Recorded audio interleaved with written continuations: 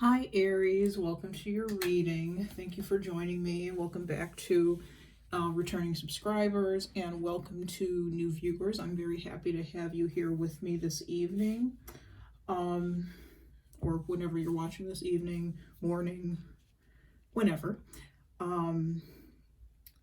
Just want to say thank you and welcome thank you for your support and welcome to the reading.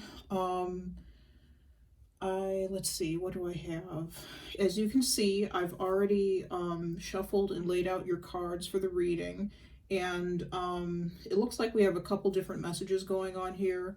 One larger one, I think a couple smaller ones. So I'll get into that, but first I just want to give you a little bit of a heads up. I do have a cat who likes to join me for tarot readings, so if at some point you see a furry animal or a fur of some sort, you see a foot or a tail or something jump up on the desk past me and walk across the screen, that's what's going on. Sophie, the cat, is visiting and wants to be a part of the reading, so, and lend her abilities. I say that jokingly. So there's that. Also, on a more serious note, please remember that this is a general reading. Not all of the messages will resonate with you, because I'm reading for the collective. I'm reading for who knows how many people, honestly. So the energies that I pick up might be for you. They might be for somebody else. They may be for... if you're an Aries, they may be for you. Aries, Sun, Moon, Rising, Venus, Jupiter in 7th house. That's who I read for. They may be for an Aries in your life. If you're checking up on an Aries, that's fine too. And then there may be messages that are specifically for you and you're not an Aries at all. If you've just been intuitively guided to watch this video, that's perfectly fine. That means there might be something in it for you to hear. So, that's really all I have to say about that. So let's get into the reading. I'm going to start by at least showing you what cards that we're working with today. I have been using the Golden Art Nouveau tarot for the main portion of the majority of the readings that I've been doing, but I switched it up for Pisces. I did Pisces last night, switched it up for them. So we're actually going to be using that as a clarifier, and we're going to be using the Angel Wisdom Tarot by Radleigh Valentine as the primary deck. Okay? And then for your clarifying oracle messages, we have the Romance Angels by Doreen Virtue. Sorry, not cover up her name. The Romance Angels by Doreen Virtue. And we have Wisdom of the Hidden Realms by Colette Baron-Reid.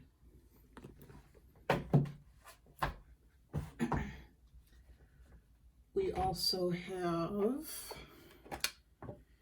the Untold Truths of the Heart Oracle by Aquamoonlight. Aquamoonlight is a seller on Etsy who creates oracle decks.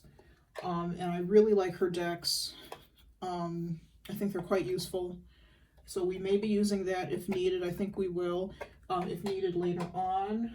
We also have the Hidden Truth Oracle by All Things Intuitive. This is someone else that I found on Etsy who creates oracle decks. And we have Alice's Romance Oracle 1 and 2. And Alice is another YouTube reader who creates oracle decks, and she has these for sale on Etsy as well.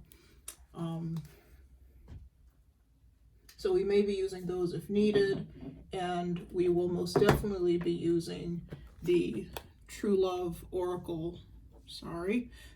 Reading Cards by BelindaGrace. This is a bigger deck, a bigger box, so I have to kind of show it off a little differently.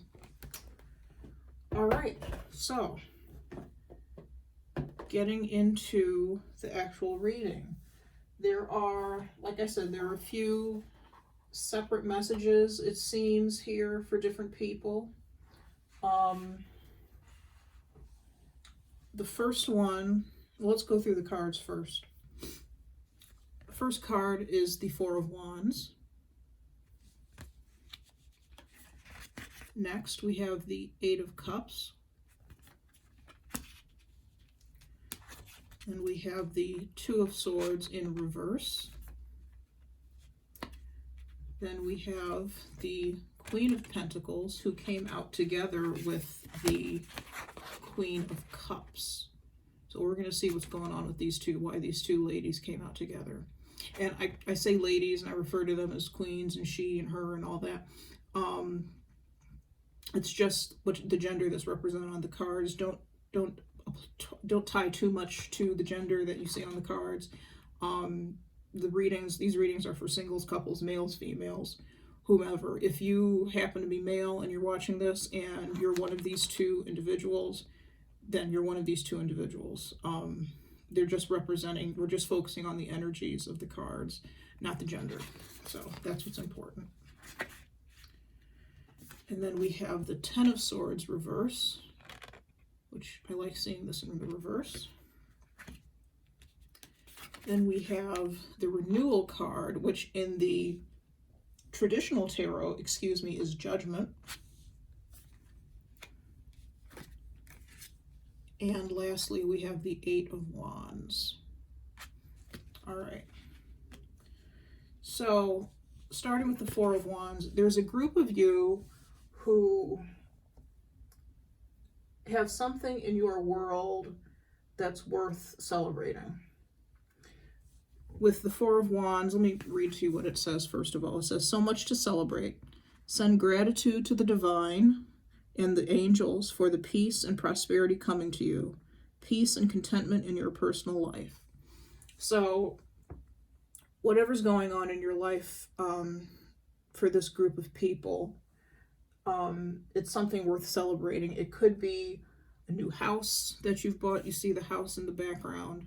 And the Four Wands are all about stability. There's 1, 2, 3, and 4 in the background. Four Wands represent stability.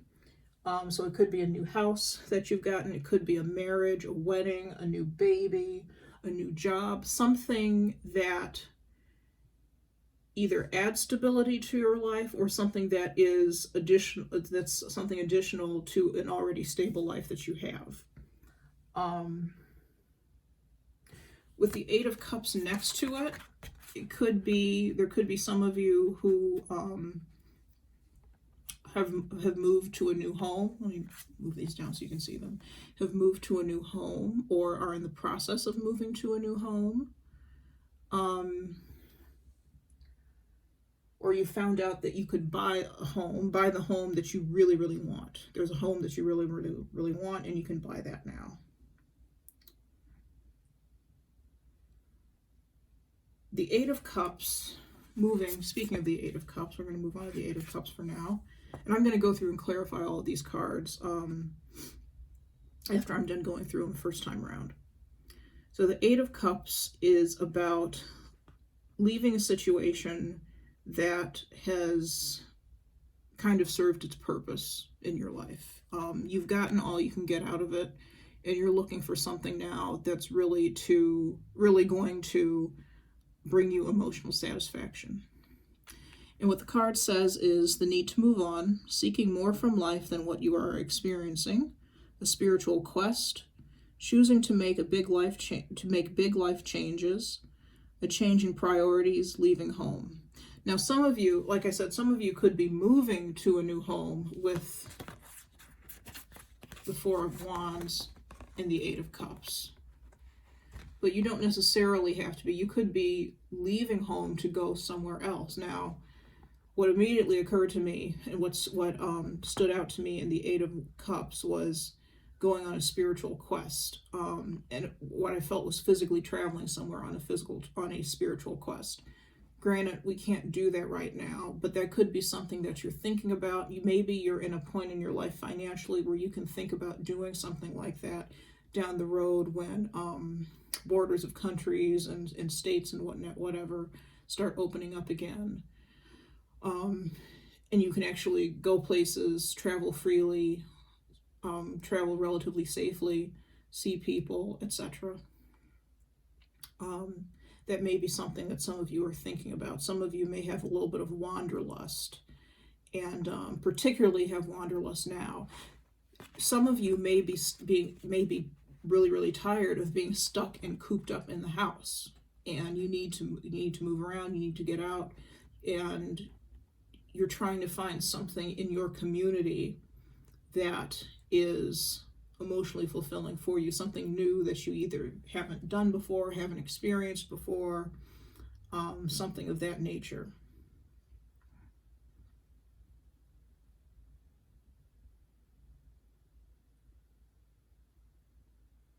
Okay.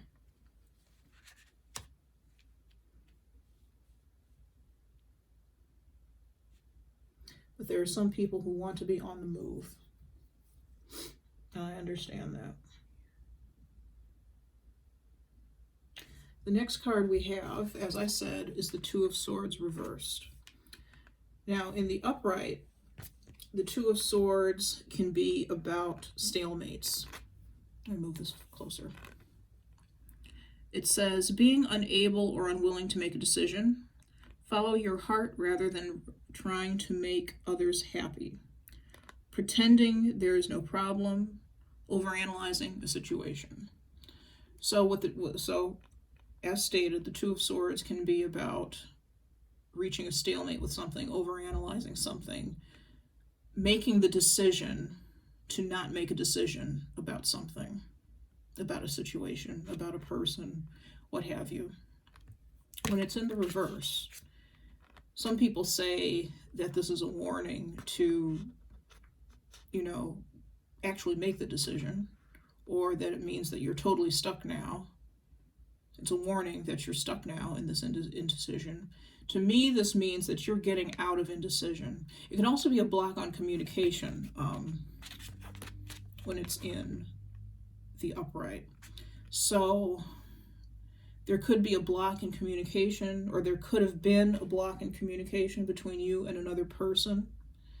There could be a block in seeing each other, you and another person being able to see each other physically. Again, with the way the state of the world is right now, I wouldn't be surprised. If you notice in the card, she has a veil over her eyes, a beaded veil over her eyes. In the traditional deck, she has a blindfold. She's sitting on a piece of granite or stone or cement or something, and she has a blindfold on. So there's also something here that you're choosing not to look at. Move this back so you can see the whole card now. There's something that you're choosing not to look at. And with all the water behind her, the water represents her emotions. So there's something emotional that she's not looking at, that she's choosing not to make a decision about. When it's in the reverse, to me, she's allowing herself to make a decision finally. She's allowing herself to communicate, or if it's a case, or if it's not a case of allowing oneself to communicate, the channels of communication between two individuals or two parties, two groups of people, whatever, are now open after a while of having been shut and closed. Or somebody has now made a decision instead of deciding to not make a decision, they've actually made a truly valid decision, but all decisions are valid, but a decision to actually act. Okay.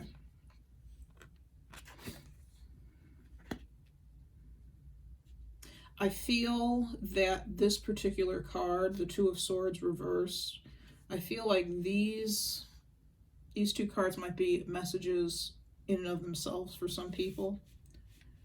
I feel like this card might be connected to the rest of these cards. There might be a storyline here, which we're going to see.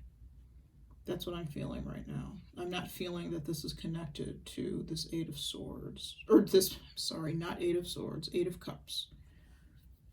All right. I also want to cover the bottom of the deck for this deck too, which I normally don't do. I normally don't talk about the cards on the bottom of the deck, but For this I do, and I feel that they have to do with these cards here. Okay, moving on.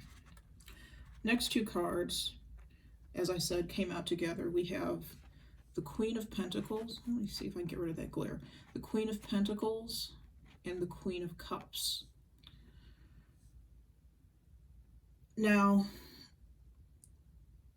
well, let me read to you what's on the cards first. For the Queen of Pentacles, it says, generous, practical, gracious, materialistic. The ability to make anything more beautiful, a love of family and home, be practical about how you proceed, a love of art and beauty, a sensible approach. The Queen of Cups says, loving, compassionate, psychic, self-sacrificing, deep psychic insights, caring for others, but forgetting to take care of yourself. Trust your intuition, a deep love of family and friends, follow your heart. As I said, these two cards came out for me together. And there's some sort of connection between these two queens. I say that because of the way they're oriented toward each other. Particularly the way the Queen of Cups is facing the side of the Queen of Pentacles. The Queen of Pentacles is looking at us straight ahead, dead center. And it looks like the Queen of Cups is offering the Queen of Pentacles something per cup. It's a cup with a lid on it, which is different from the other cups that we have for our court cards. And our court cards are the pages, knights, kings, and queens.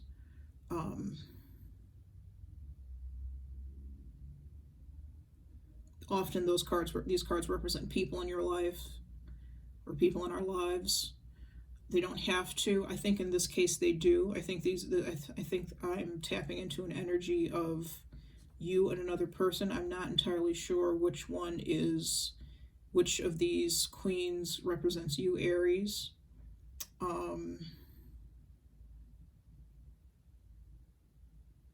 We'll see. We'll find out. But there's some sort of connection between these two queens. I feel that they know each other. Or they know of each other, at least. They know enough of each other for the Queen of Cups to be offering something to the Queen of Pentacles. Let's put it like that.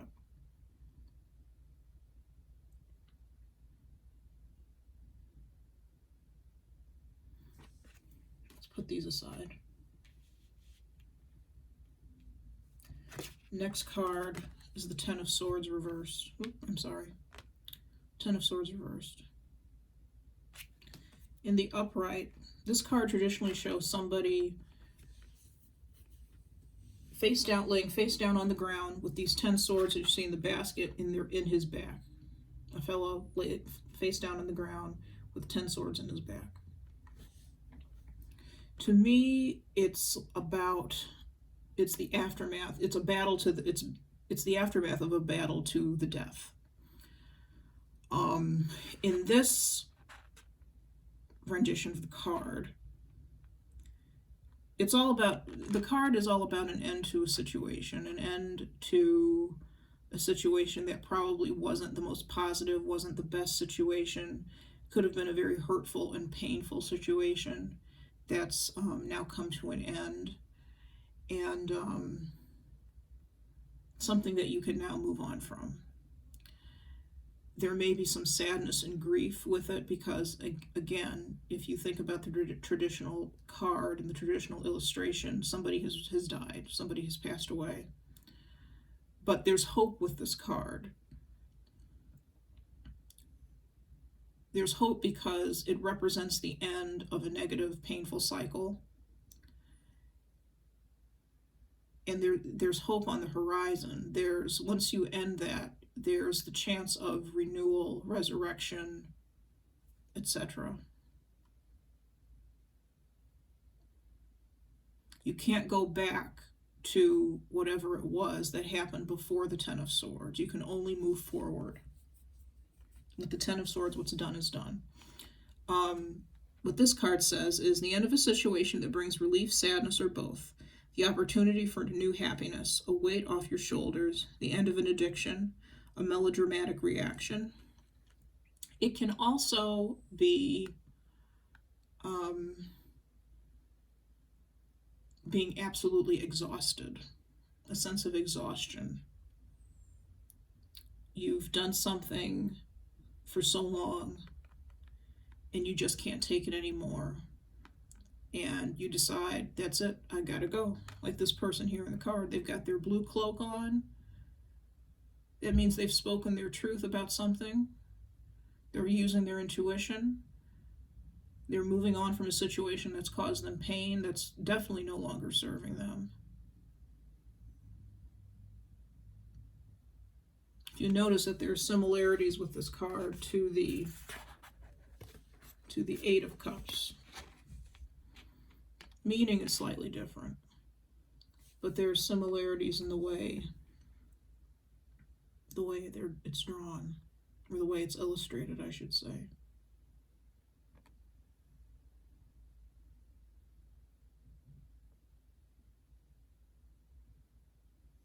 The difference with the Ten of Swords, though, is that there's no turning back. With this fellow is taking one of his cups with him. He's taking the cup that has made him happy. He's leaving the cups that have fulfilled their purpose behind, and he's going off in search of more cups like this cup. This person's not taking anything with them. Now, in the reverse, this card is more positive. It's not about, by the way, the Ten of Swords upright in the traditional deck to me can also be about backstabbing, literal backstabbing, because there are 10 swords in the fellow's back. But in this case, there's no backstabbing that I'm getting, but in the reverse, we like this card in the reverse because it means for sure that the battle is over and now we can heal. Now the swords can fall out of our back if this were the traditional card. I know I'm talking a lot about the traditional card, but the imagery in it is so rich. We can let the swords fall out of our back now. We don't need to take them with us. That hurt does not need to come with us. We're only taking good things with us now. We're moving on to a happier time, to a happier place.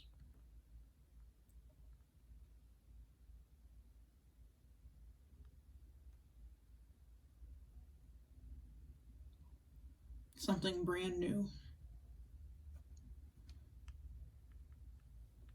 All right. Next card, these two cards came out together as well, Renewal and the Eight of Cups. They popped out of the deck when I was shuffling together. Renewal, as I said, is the Judgment card in the traditional deck, and it usually shows the Archangel Gabriel, I believe, up here, blowing his horn and waking up people who are in coffins. They're rising from the dead. They're rising to new life again, which makes perfect sense following the Ten of Swords. Because we can't go back. Death is something we can't come back from. But there's, in some religions, the possibility of resurrection.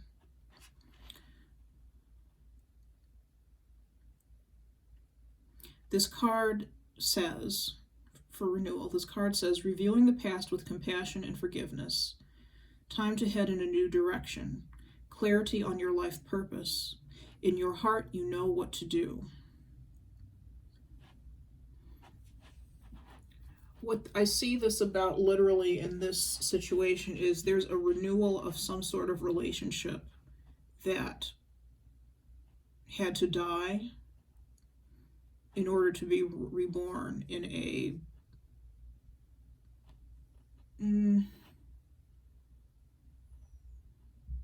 I wasn't going to say in order to be reborn in a better way, in order to be rebuilt, in order to be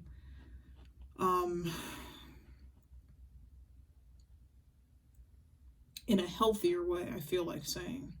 So there's some of you who may be separated from somebody, and the relationship, sorry, I have to sneeze. All right, it went away. The relationship will undergo some sort of renewal. And it'll happen quickly. With the Eight of Wands, it's happening quickly. It's happening while a whole lot of other things are happening as well. The Eight of Wands says too much going on, stress caused by many positive opportunities, unexpected events or rapid changes, the ability to multitask, business travel. So it's possible that somebody may come out of the woodwork with this situation. They may have been, I hate to say this like this, but they may have been metaphorically dead to you, or they may have ghosted you, or somehow they were not part of your life for a while, and they've come back, or they're going to come back. And they're going to come back unexpectedly. You're not expecting this at all. I was about to say they must have seen the light, whatever that means. Maybe that means something to someone.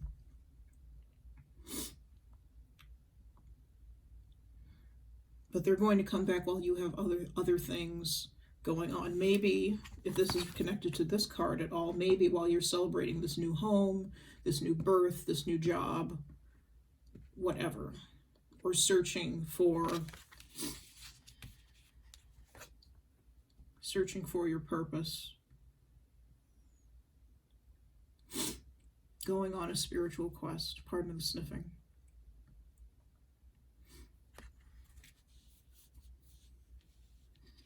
They may come back in during this time. Okay. Let me get to the cards on the bottom of the deck. On the bottom of the deck, we have the Knight of Cups. For somebody listening, some of these cards have to do with a romantic situation. We're going to see which ones. But there may be somebody who is coming to bring you a loving romantic offer with the Knight of Cups. It says romantic, flirtatious, introspective, fickle, falling in love, being swept off your feet, a sudden love affair, a lack of balance in a relationship, situations or topics that make your heart flutter, a love of art and poetry. Under that, we have the Eight of Swords. The Eight of Swords is about being stuck, or thinking that you're stuck, feeling like you can't make a move. This could be this person who ghosted you and maybe, or something, and may be coming back in the renewal card. Which was down here. They may be coming back in the renewal card. But they felt trapped at some point. At some point they felt trapped, like they couldn't move, like they couldn't go anywhere, like they couldn't talk to you. The Eight of Swords says the illusion of entrapment, a lack of self-confidence that makes you feel helpless, being afraid to take action, take responsibility for your life now. So with the Knight of Cups next to it, this person is finally opening the gate, stepping out, riding out on a horse at a pretty quick clip, I imagine, and taking responsibility, actually doing something, taking actions to do something, to come towards you, it looks like, to offer this cup of love. Under that, we have the Lovers. The Lovers is your relationship. I feel that this is how this person feels about you, views you. This is what their goal is in coming towards you.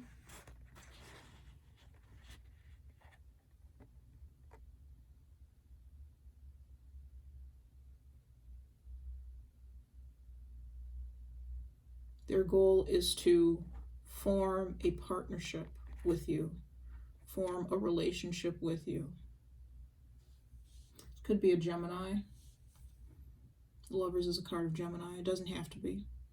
It doesn't have to be a Gemini. It could be anybody. Under that we have Queen of Swords. Queen of Swords is brilliant, experienced, humorous, judgmental. It says releasing situations or people that no longer serve you. Seeing the humor in difficult situations, focusing on career, divorced or unmarried individuals. I feel that this Queen of Swords is the other aspect of this Knight of Cups.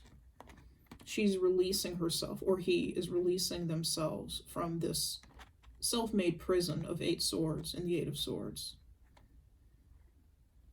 They finally are seeing with clarity, seeing that they're the ones who have kept themselves trapped. Not you, nobody else, just them. This may be somebody who was under quarantine for a while, self-imposed quarantine, and they're finally releasing themselves or allowing themselves to speak to you. Although why they thought they couldn't speak to you, I'm not entirely sure. But they felt that they couldn't speak to you for some reason. All right. So there may be a group of you where that's what's going on, if any of that makes sense. Maybe somebody was separated from you. They felt like they couldn't contact you. They were essentially in a self-imposed prison of their own making.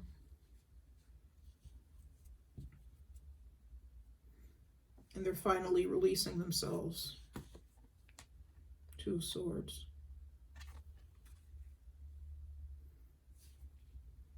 Maybe that individual is the Queen of Cups.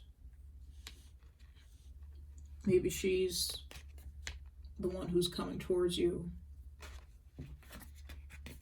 Or you're coming towards her with the Page of Pentacles, or with the coming towards her as the Knight of, the Queen of Pentacles.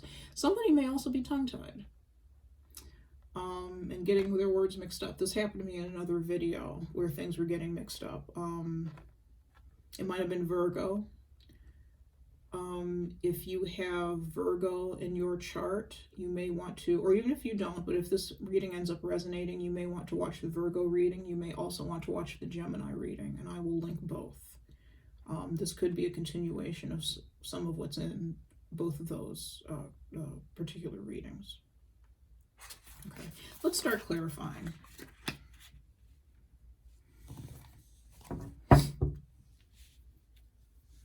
Let's clarify the 4 of Wands. Take 3 cards. Please clarify the 4 of Wands for Aries.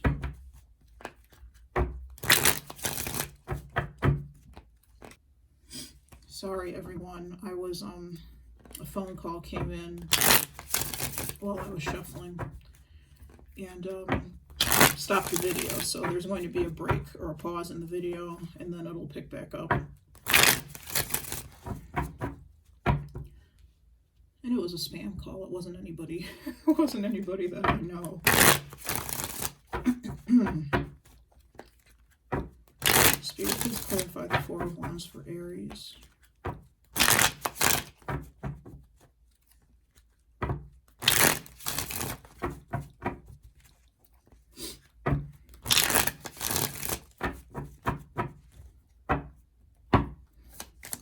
Please clarify the 4 of Wands for Aries. 8 of Pentacles. Some of you may have started a new business, or maybe thinking about starting, let me move this card here, thinking of starting a new business with the 8 of Pentacles.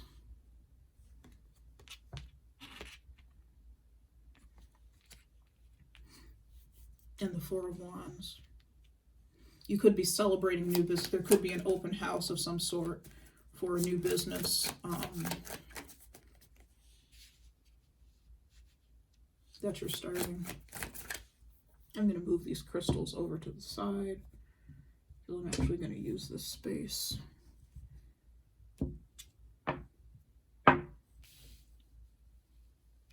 Okay. Please clarify the Four of Wands for Aries. The World. Yes, you've achieved something. This could be something business related. You've achieved something new. Yeah, definitely business related. You could have started your own business with the Four of Wands. There's a group of you who may have started your own business with the Four of Wands.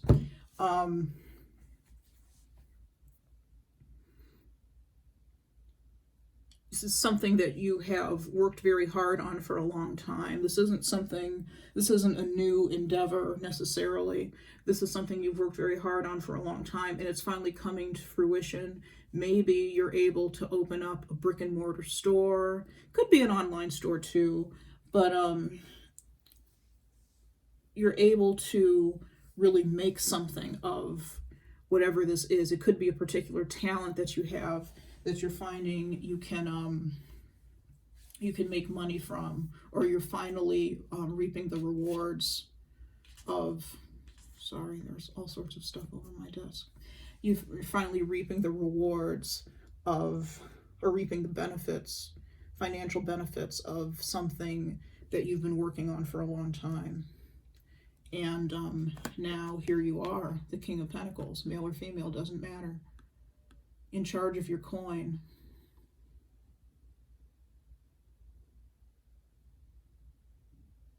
Maybe you received a promotion. For another group of you, maybe you've put in a lot of work doing your craft, whatever that particularly is. If you work in an office, you know, whatever you do, that is your craft, that is your business. And you've received some sort of promotion for a job well done, for maybe years of dedicated service, and you're getting a promotion, or you're getting a bonus. And again, here you are as the King of Pentacles. It's a good place to be in.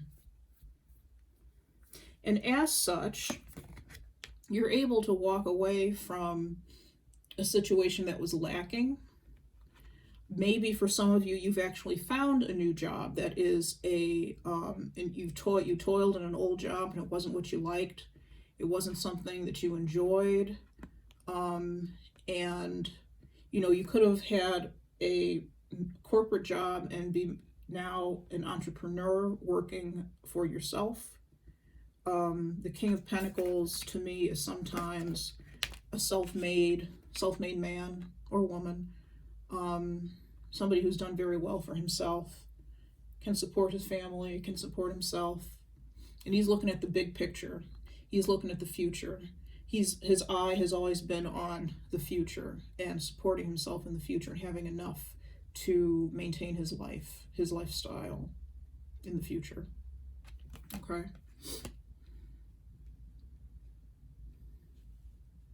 So some of you could, so as a recap, some of you could have started a new business. Some of you could be entrepreneurs. You left a job that wasn't serving you, that wasn't suiting you anymore. It was draining for some of you, this prior job. It was draining on you. It didn't get you excited. You weren't excited to get out of bed in the morning. You're just kind of like, oh, I have to go here. I have to go there. I have to do this. Really?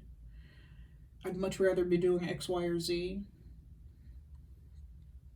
The Eight of Pentacles is something that you, while you were at this job that you didn't necessarily like. For some of you, it's something that your mind was always on. While you were doing very well at your chosen profession, the job that was paying all of your bills, you were doing very well. And even if sometimes your job was kind of repetitive, excuse me, You know, maybe you were keying in or typing some sort of data all day long, same thing over and over and over again. And it was that every single day. And you were good at it. But it wasn't very inspiring.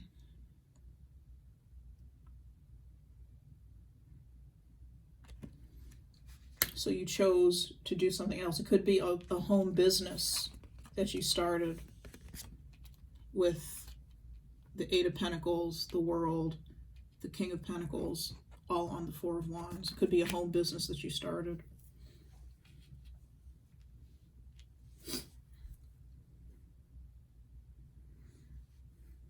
Or maybe you're thinking about doing that. I feel for some of you, you've already done this, and for some of you, you're thinking about doing it.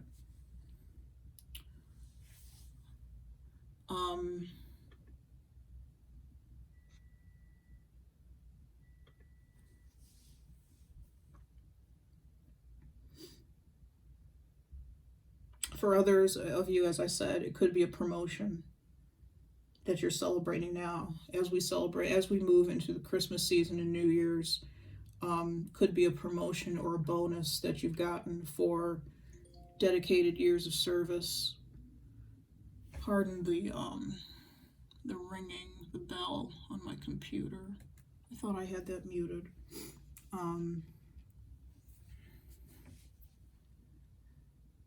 So you could be getting a promotion. If any of those scenarios resonate with you, all of you, congratulations, because that's just fantastic. For those of you who are in an entrepreneurial type of situation, I see you doing very well. I see you being very successful with the King of Pentacles. This is your outcome. Being very successful, very grounded, very stable, financially stable, always money in the bank. Always able to afford what you need. Never stretched for cash or strapped for cash.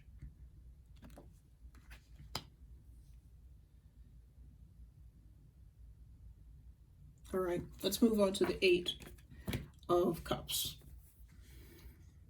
I'm actually going to put these cards back in the deck because I have so many other cards to go through and clarify. Because I'm going to clarify all of these cards, actually. Spirit, please clarify the Eight of Cups for Aries.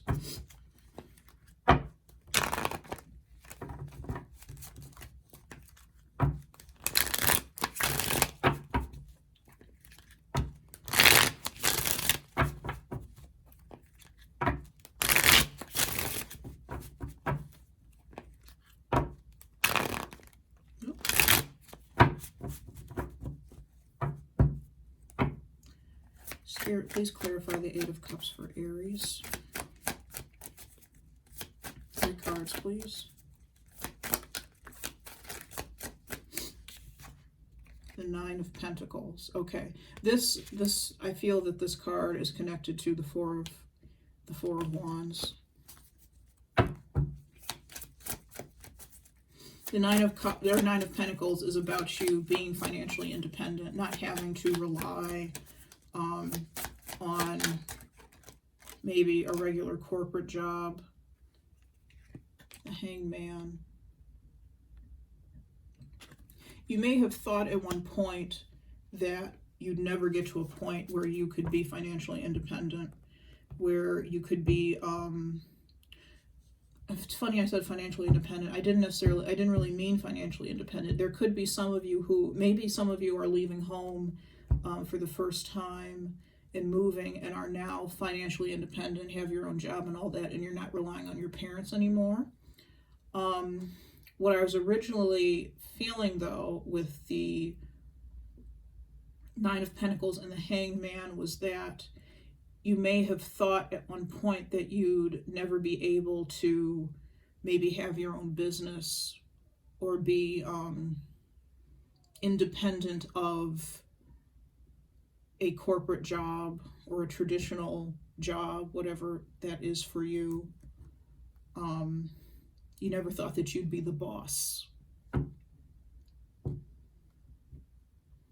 And here you are getting ready to move into this space where you are the boss, where you have your own job, where you call the shots, where you, and you may just be the boss of one, a boss of yourself. You know, you may have nobody else working under you, but still you're able to call all of the shots and take time off when you need it, work when you need to, set your own schedule, have your own dress code, even work in your pajamas, you know, whatever.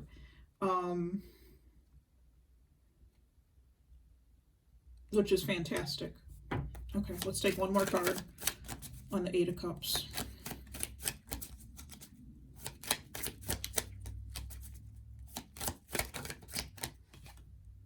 Justice.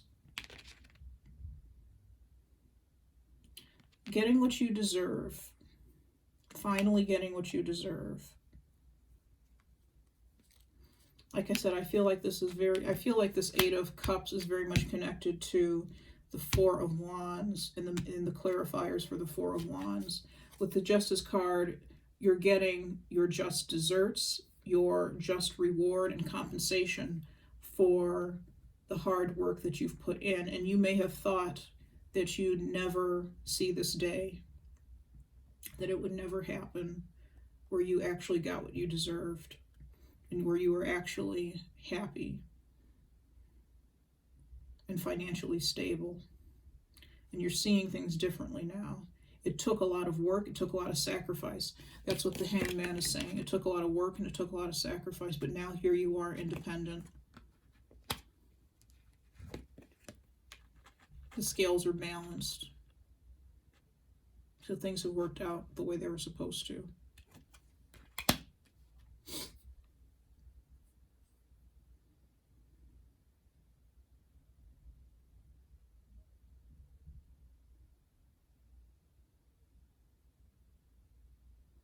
Everybody in this situation, the universe has worked this out so everyone receives the best outcome possible for them equally with the Justice card. If you're moving away from home, again, you're now financially independent. You're now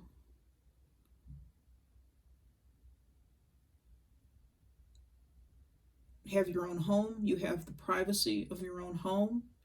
That's what you're gaining from this situation. Your parents may also be gaining something as well. Everybody in this situation is benefiting. Even your pets. I just noticed the dog in the Eight of Cups. Even your pets are benefiting somehow. They're going on an adventure with you. I know that much. When I moved from my mother and my mother's and my grandmother's home, I took one of the cat. We had 3 cats, and one of them is Sophie, who I spoke about earlier. And she's my cat. I adopted her and the whole bit. So I naturally took her with me when I moved. And my grandmother said, "Oh, she's moving on up the ladder. Sophie's moving up the ladder. She's going to be a queen of her own castle now." So your pet, I thought of that with seeing the dog in the Eight of Cups. Your pet may be benefiting, reaping some rewards of being going on this adventure with you, of you being financially independent somehow. So just something kind of funny. All right, let's move on to the Two of Swords in the reverse. Please clarify the Two of Swords in the reverse. What's the Two of Swords in the reverse for Aries? I almost said Pisces. Some of you might be dealing with a Pisces. Or might have Pisces in your chart. If you have Pisces in your chart, make sure that you watch at least your sun, moon, and rising sign. if Pisces is one of those placements for you. The Pisces video is up. It's quite long. There are 2 spreads.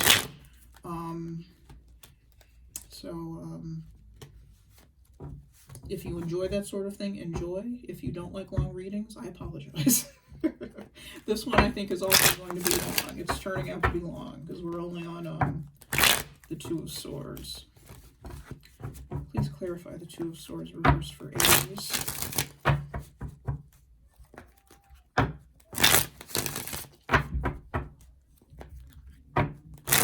I'm sorry if you can hear that noise. I have noisy neighbors, parents and a child. And I try to record during a time of day when I know that they're not here, or I know they're going to be quiet.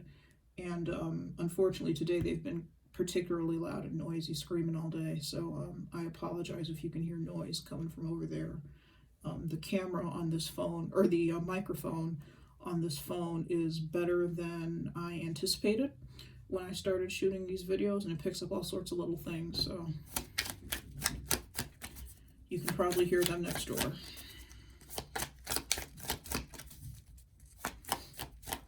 What is the 2 of Swords reversed for Aries? Justice reversed. What is the 2 of Swords reversed for Aries? 3 of Swords. This is a very different situation from these 2 cards here, from the 4 of Wands and the 8 of Cups. I'm actually going to put these to the side, or move these up, and move these cards over, because I think we're done. I think we're done with the storyline for these two cards. We're just going to put those up at the top and move these cards over.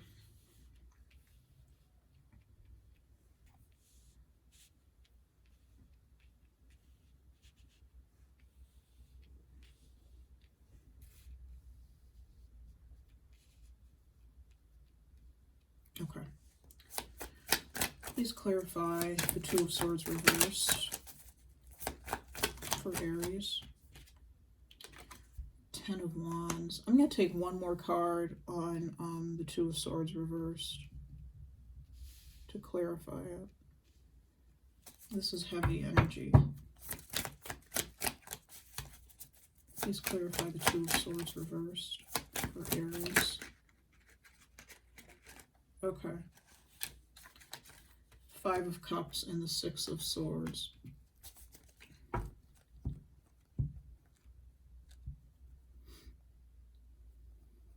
Somebody may have been unfairly treated with the 2 of Swords reversed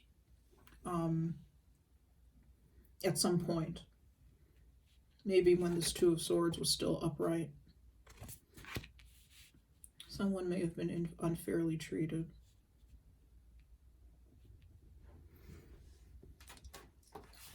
That's what I'm getting with the Justice card. And whatever happened,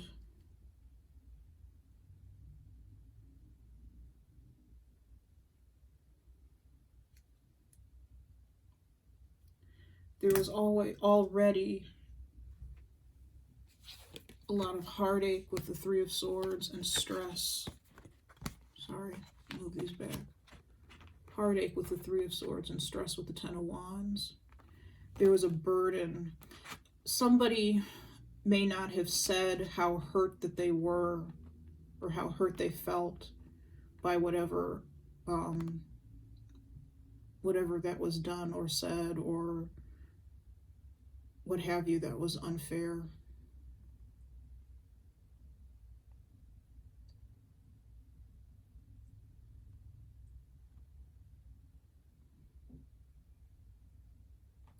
Someone may have kept that burden, have kept that to themselves, and it became a burden.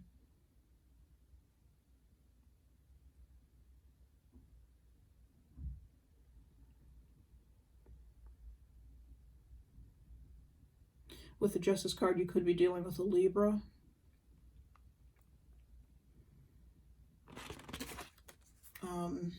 We also have Libra again, as well as Gemini and Aquarius with the Swords cards.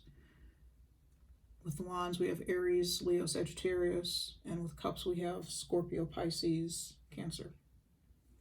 Sign, so lots of different signs. Sign particularly doesn't matter in this case.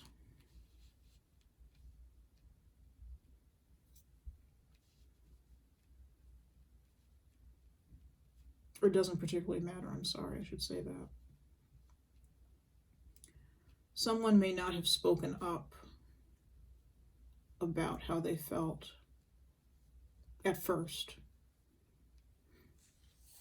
Perhaps at first they did not speak up about how they felt. For some of you, this is you who's been hurt, who's been treated unfairly. And I feel that this is in a relationship. With the Three of Swords, the Three Swords piercing the heart, that tells me it's something very emotional. It's something very tender. Something very sensitive, I should say.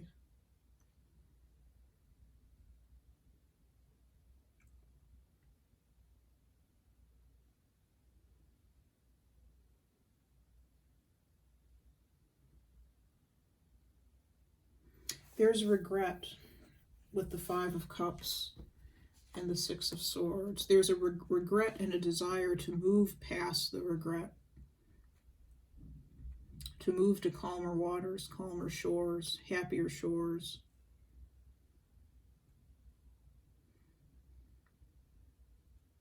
With the Five of Cups, normally the Five of Cups, I see this as somebody who's so focused on these three cups that are spilled and tipped over here that he's not recognizing that there are two cups behind him, that there's still hope of something with those two cups. I think with the Six of Swords, he understands that these two cups are behind him, that there's some sort of hope. There's hope of being able to move past whatever this is. Let's take one more card on the Two of Swords reversed. Please clarify the Two of Swords reversed one more time. The World. On the bottom is the Six of Cups. This could be, I did say that this is possibly a relationship, something emotional.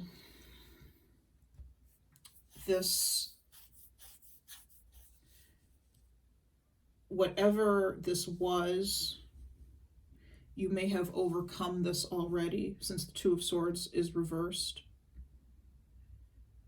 You may have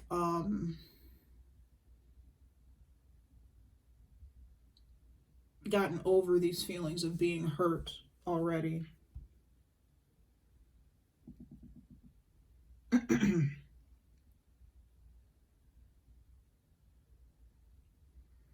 Because the World card is showing me that the World card with the Five of Cups and the Six of Cups on the bottom of the deck and the Six of Swords here is showing me that that situation is in the past. It's in the past now already. So I think the Two of Swords reverse is referring to something in the past. So there is something unjust done to you. You were unjustly treated. There's something unfair. There were hurt feelings involved. I'm not picking up, it could be you, you could have hurt somebody, treated somebody unjustly, unfairly, or somebody could have done it to you. I'm not picking up who or what. We're going to see what happens with these two queens here. See if that sheds any more light on the situation. I'm also going to pull, let's see, which deck do I want to use? I'm going to use the Untold Truths of the Heart Oracle. We're going to use that to see, I want to dive into this and see what's going on with the Two of Swords, because there's way more going on than just somebody treated you unjustly or you treated somebody else unjustly, and there was hurt and burden, and finally you moved on.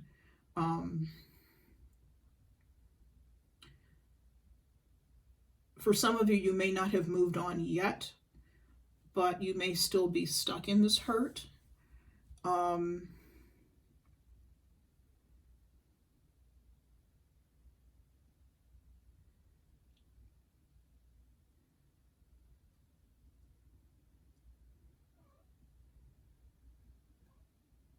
Some of you may still be stuck in this hurt, but some of you have already come out of it with the Two of Swords. But as I said, the Two of Swords reversed can also be, some people read that as being stuck in a situation, in a standoff, in a stalemate, where at one time you chose not to move forward with something. Now you're just stuck. And it's warning you to move out of the stuckness, quote unquote. It's not a word, but we'll pretend that it is.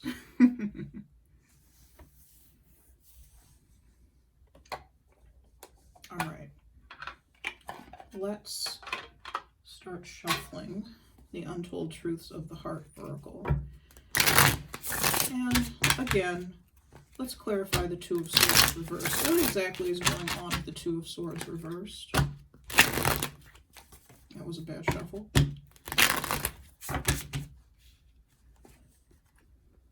What exactly is going on with the Two of Swords reversed?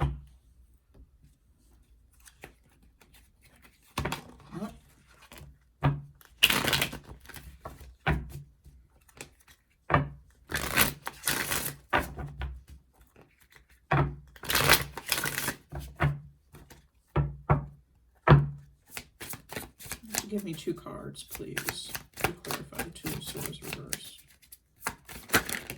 Whoop.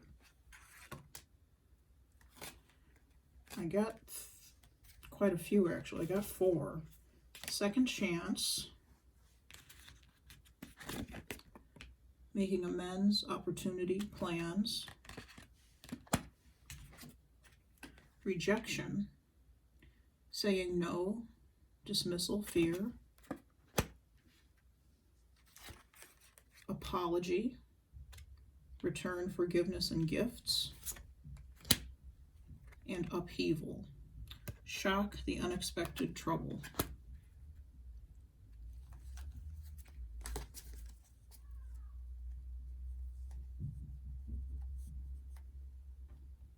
On the bottom of the deck is hoping. It says waiting, expecting, manifesting. And I have another deck that I didn't introduce earlier. This is another deck another oracle deck that I found on Etsy that is also very, very good, very accurate. It's called the Illumination Oracles by Lightworker Tarot and Oracle. So let's pull a couple cards from this one too for the Two of Swords reversed. Please clarify the Two of Swords reversed. I think that this is last time. Please clarify the Two of Swords reversed. What is the Two of Swords reversed? What happened in the Two of Swords reversed?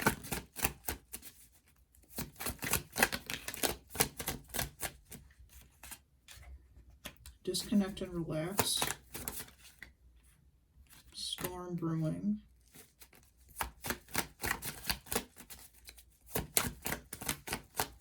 Fresh start. Okay, this still isn't telling me what exactly happened. Maybe what happened doesn't really matter. It could be that what happened doesn't really matter for the situation. Sometimes Spirit will do that. You know, you'll ask a question, Spirit tells us what we need to know about a situation. And it may not be helpful for us to actually know what happened. You know what happened.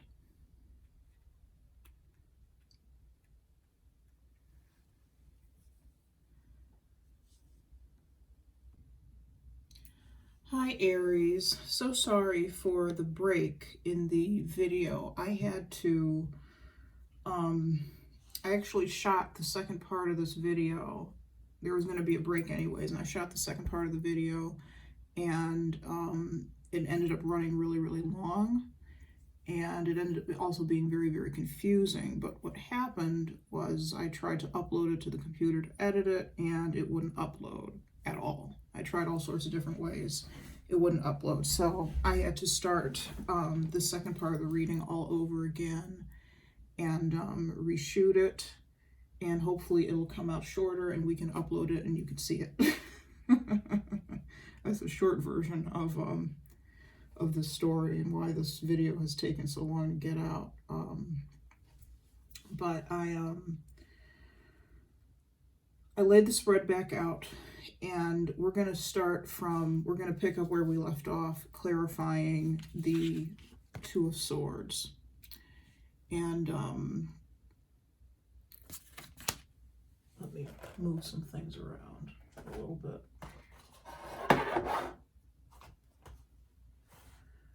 Sorry, I was looking in the monitor, and I noticed you could see all sorts of things in the background. So let me rearrange some things. All right, thanks for bearing with me, guys. Okay, so we're going to pick up where we left off, clarifying the Two of Swords. I used the, let me pull it out.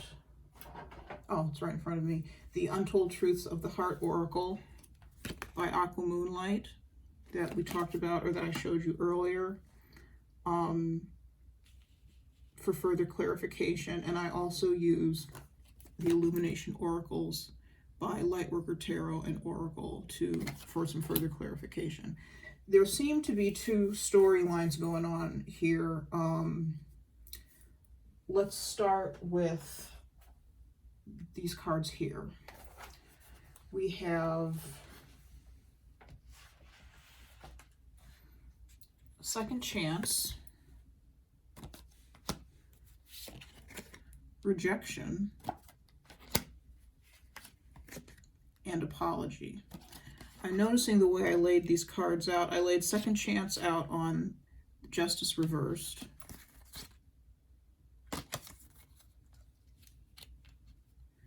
So with that, it seems like you want a second chance, or somebody wants a second chance with you and they're not getting one, or they're afraid that there's going to be some sort of rejection with the Three of Swords. They're already feeling this rejection, or you're already feeling this rejection.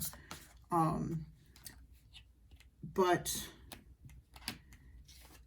somebody has the burden of making an apology with the Ten of Wands. Somebody has the burden of making an apology.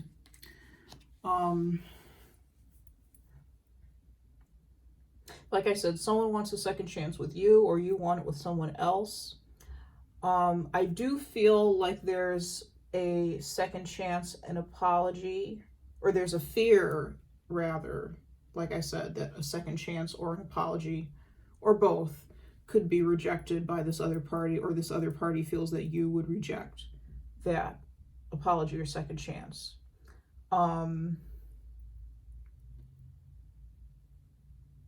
I feel with disconnect and relax here that either you or the other person is doing what they can to avoid rejection with the Two of Swords reversed. Let me move these so you can see them a little better. I feel like somebody's doing what they can to avoid rejection, and that may mean not speaking. They may be now stuck in this Two of Swords energy. I usually don't see Two of Swords as being stuck necessarily, but they may be stuck in this Two of Swords energy now, where they're not speaking. They're afraid to speak up.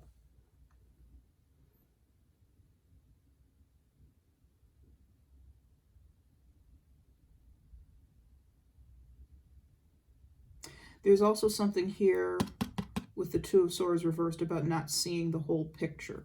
So some of you,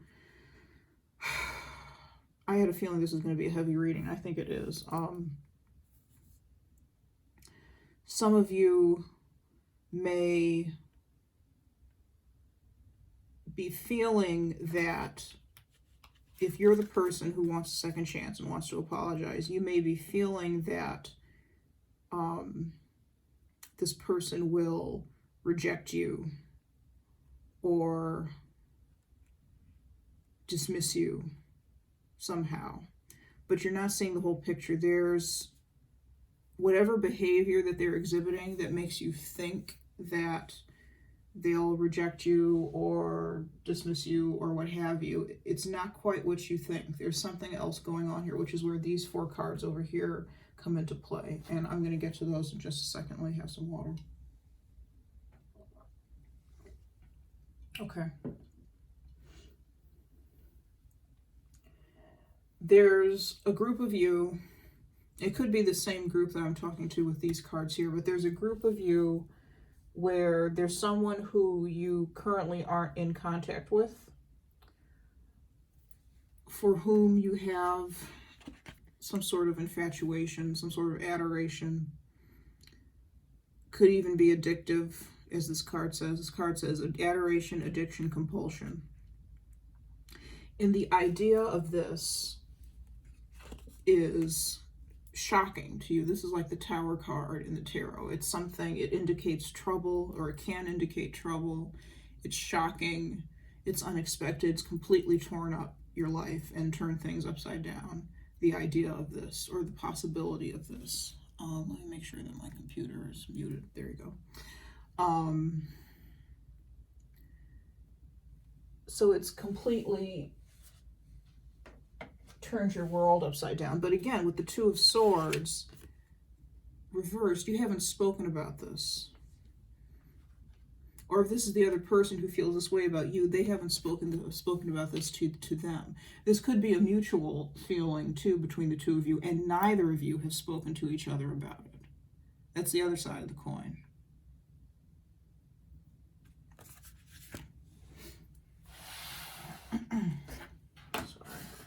Still noticing that things aren't quite where I need them to be.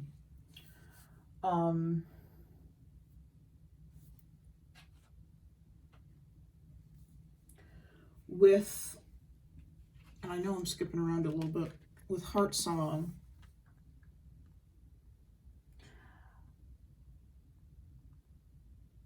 I feel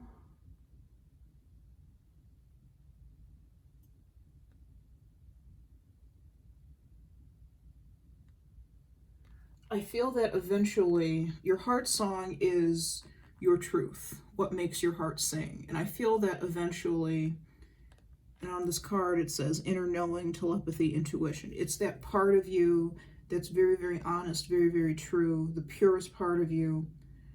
And eventually you're going to have to let that come out and be spoken. You're going to have to let that come to the fore. And be honest about what's going on here, what you're feeling about this other person, or they, you.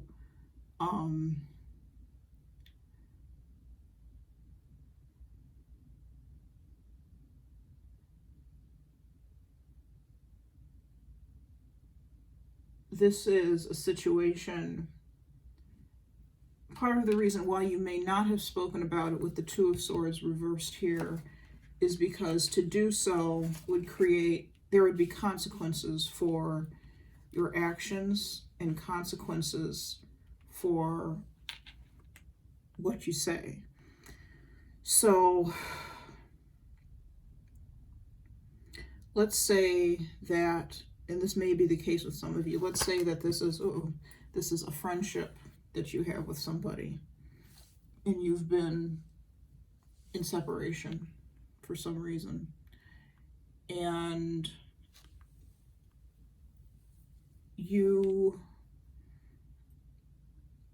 perhaps you or the other person hasn't said this because they don't want to potentially damage the friendship, they don't want to rock the boat, they don't want to do anything that's going to cause any sort of trouble,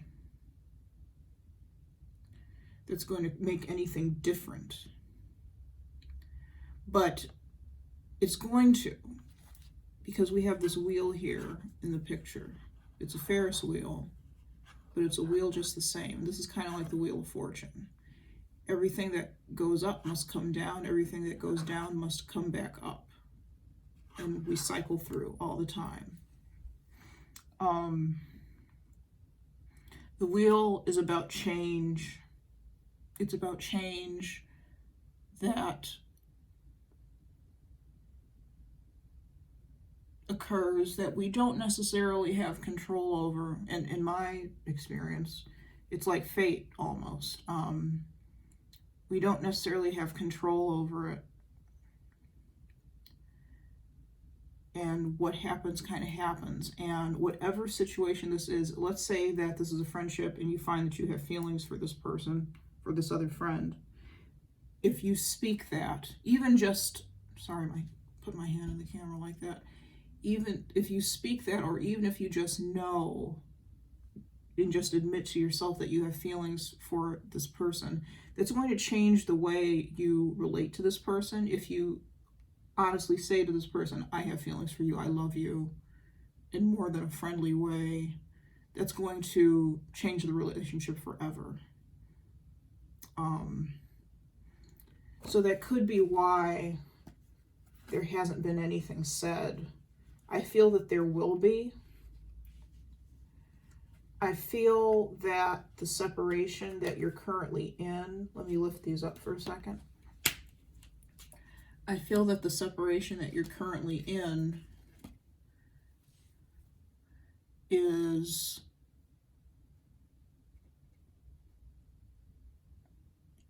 making it harder. Let me put it this way. If you weren't in separation from this person, and you had feelings for them, or they had feelings for you, discovered that, what have you, I don't think that this Five of Cups would be out. I don't think the sorrow and the mourning would be there, because it's almost like you're mourning something that can't be with this card. And maybe you honestly feel that this situation can't be, that this relationship can't be more than what it is. But I do see you, and that can be, to me, that's the storm brewing. The storm brewing is, it's something that's brewing inside of you. It's something tumultuous inside of you, feelings that are completely out of control, that are just roiling and churning.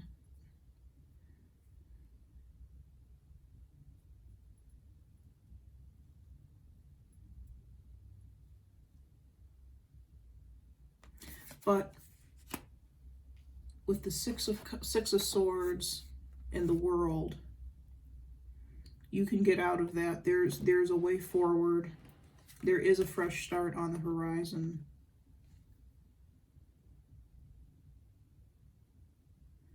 Perhaps around springtime, paying attention to the iris.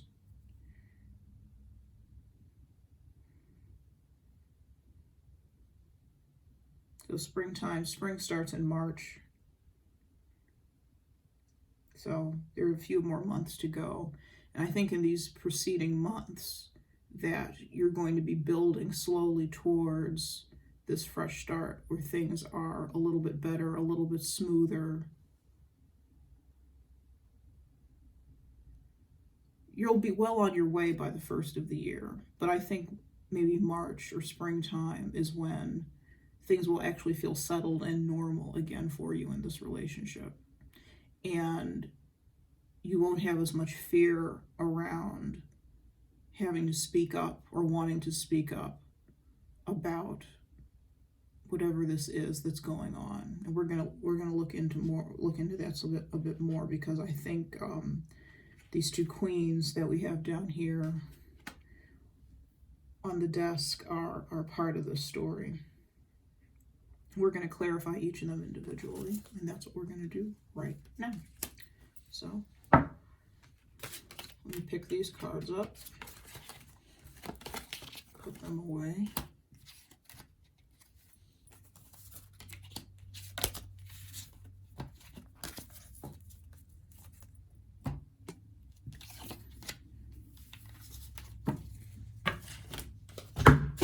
Oh, goodness.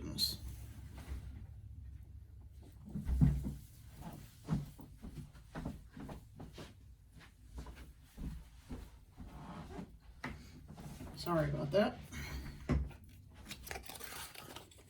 This is what happens when you stack things up so high. I get knocked over. Okay. I'm gonna put the Queen, or no, the Two of Swords up to the side a little bit. Okay, let's get started with the Queen of Pentacles. Right now, I'm not sure if these two queens represent, if one represents you and one represents the other person, and which one is doing which one is acting in which capacity. I'm not quite sure yet. So we're going to see.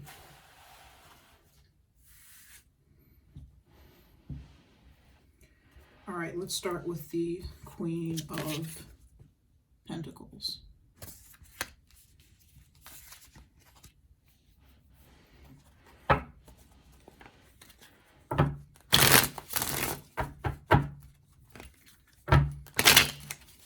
Spirit, please clarify the Queen of Pentacles.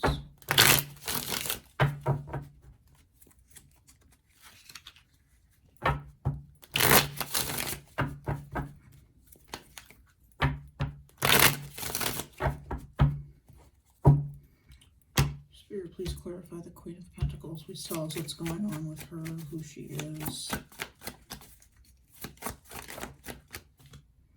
The Two of Swords. Okay, so when I shot this part of the video originally, what came out on the Queen of Pentacles was the Queen of Pentacles reversed. So I think it's interesting. So the same card, and I think it's interesting that we got the Two of Swords now on the Queen of Pentacles when we had the not the Queen of Pentacles, when we had the Two of Swords reversed earlier. Here it's in the upright. So there's somebody here who's not speaking, she's purposely ignoring perhaps this Queen of Cups over here. Oh, here's the Queen of Pentacles again. All right. Move these up and over so you can see them. That's good. Please clarify the Queen of Pentacles. What's going on with her?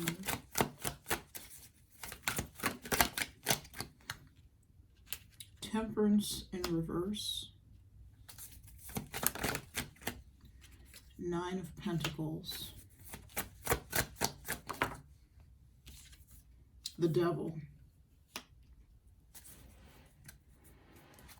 Six of Cups on the bottom of the deck. Excuse me. So, the Queen of Pentacles is not herself right now. Even though she's in the upright, she's not herself right now. And what's really making me feel that is the Two of Swords, or are the Two of Swords, and Temperance reversed. There's something in her life that's out of balance that, well, the fact that she isn't communicating, isn't seeing, there's something about not communicating, not seeing perhaps this Queen of Cups that has her completely off balance. She has everything in her life material-wise all set. But she's feeling a lack, I believe. And feeling, as I said, off balance with the Temperance reverse, because this person, there's no communication with this person. We're going to find out why.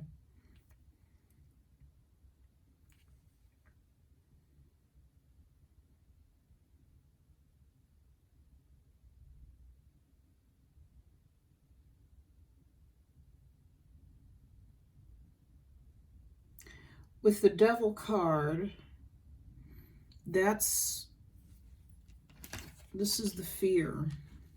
Remember, we were talking earlier about a possible fear, a fear of an apology.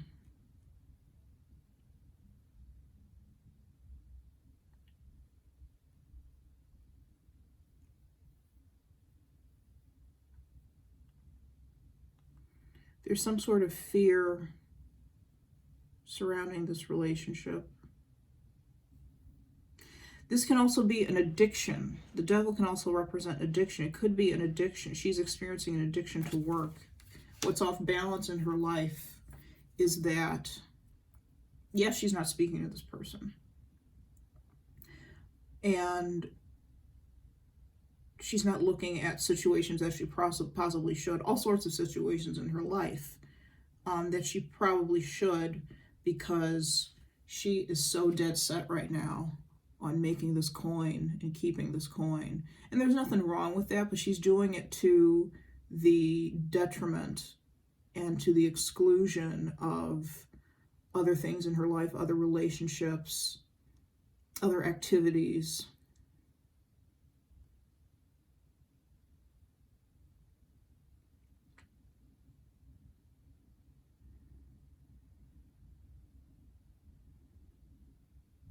She's blocking herself off from other things.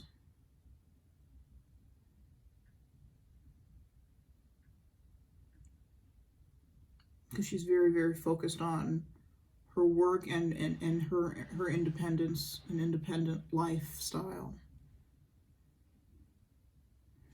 Nothing wrong with any of that particularly.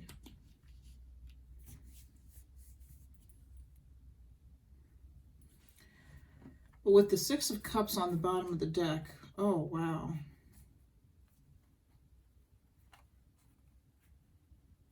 Six of Cups, Two of Wands, the Two of Cups, the Wheel of Fortune,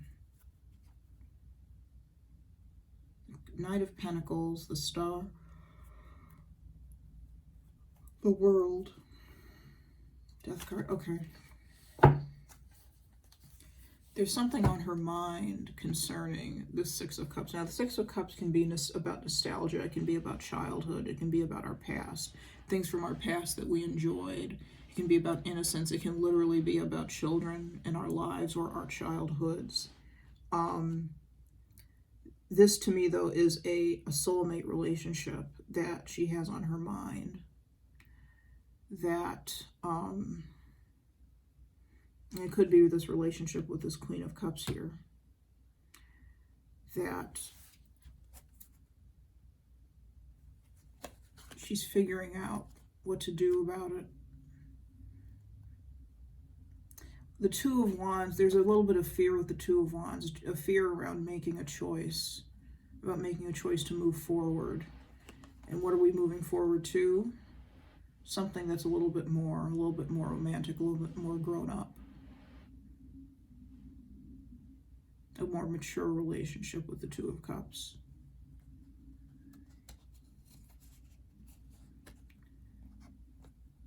The Wheel of Fortune tells us that there's something about this relationship that's already changing, that's already moving towards being romantic or towards some sort of change. It's moving slowly, but it's moving.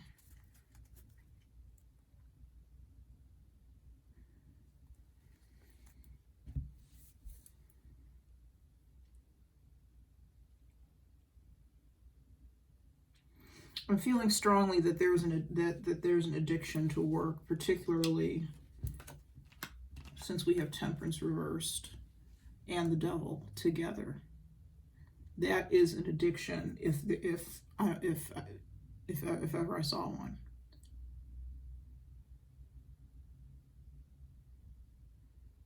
An addiction to maintaining your lifestyle.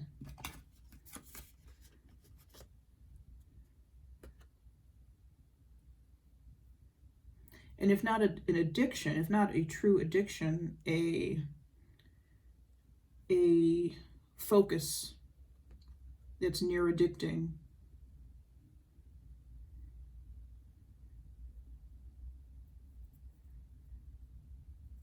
Or nearly addictive, I should say.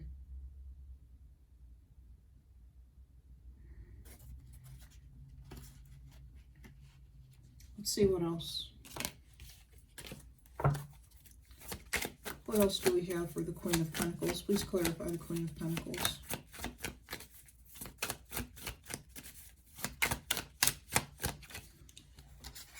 The King of Swords. Gemini, Libra, Aquarius. Male energy, but it could be female. It doesn't matter. I don't think this is representing an actual person right now. Let's see what else we got. Please clarify the Queen of Swords. Two of Pentacles. She needs to, she's balancing and weighing. She's balancing two different things. Trying to balance two different things in her mind. I need one more card to clarify the Queen of Pentacles, please. The Three of Wands. Okay. The Hermit on the bottom of the deck. So she's spending a lot of time doing a lot of inner work, spending a lot of time definitely in hermit mode, thinking about something, looking inside herself, weighing something, trying to figure something out.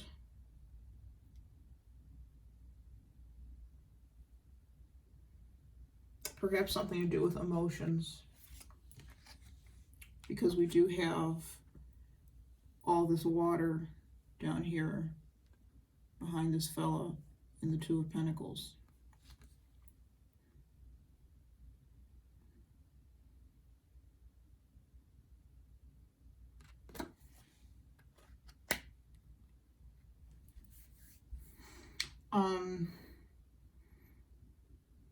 So she's balancing something, balancing two things. She's going back and forth in her head about it, back and forth in her head about it.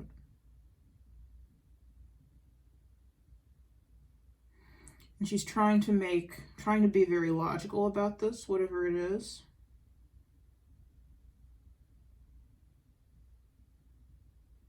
But if it's a matter of emotion, you can only be so logical about that.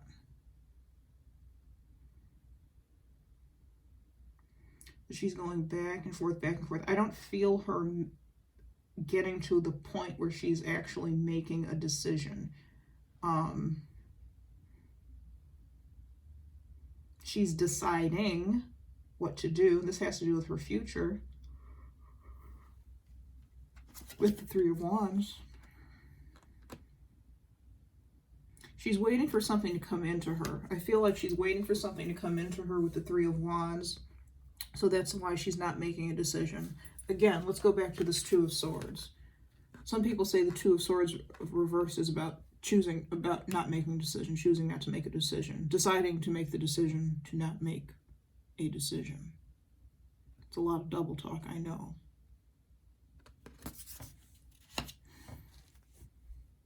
That may be why this Two of Swords is here as well. Why this came out as a clarifier.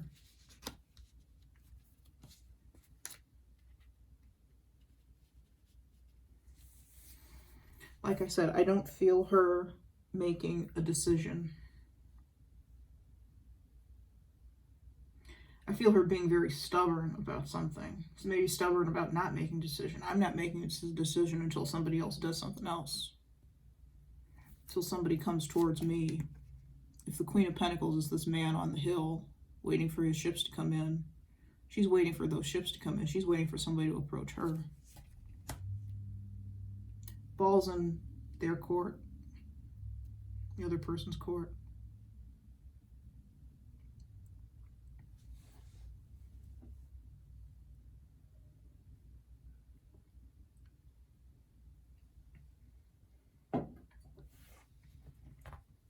Okay, let's do some more clarifying on the Queen of Pentacles. Or what is the Queen of Pentacles? What's going on with the Queen of Pentacles?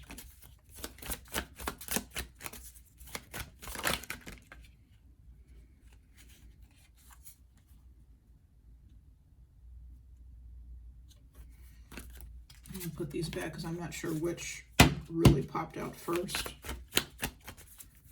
Just clarify the Queen of Pentacles.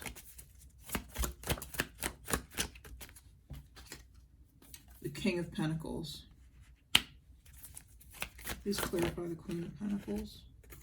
The Six of Pentacles.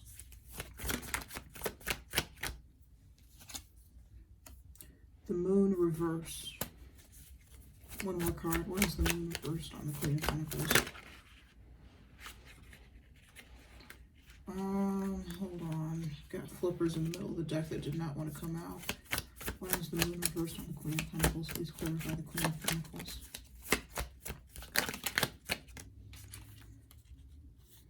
The Lovers and the Eight of Cups.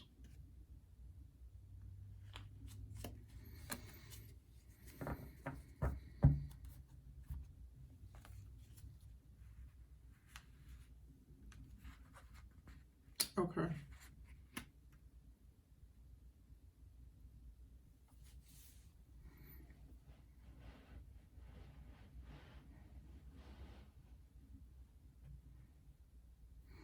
The Queen of Pentacles may be acting out of more masculine energy right now with the King of Pentacles coming out and this King of Swords coming out up here.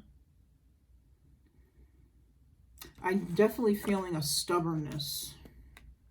She may be acting out of more masculine energy as far as in one way.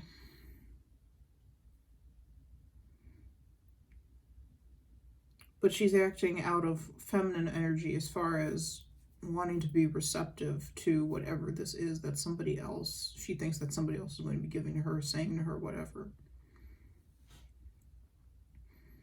I feel that she is giving something to somebody. Maybe a gift that she's giving to somebody.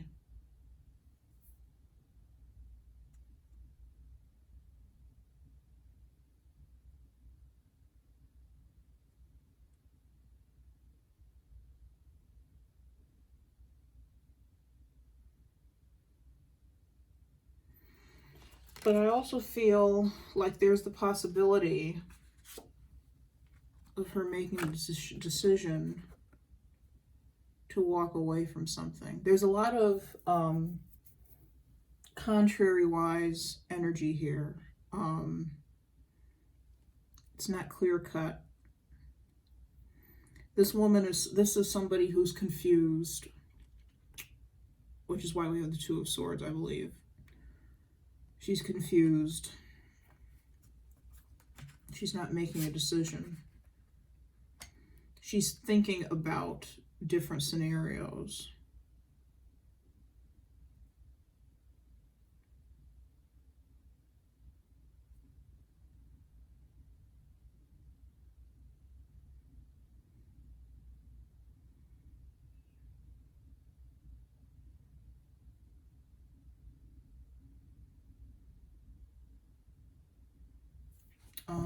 Let me see something. Why is the Moon reversed here?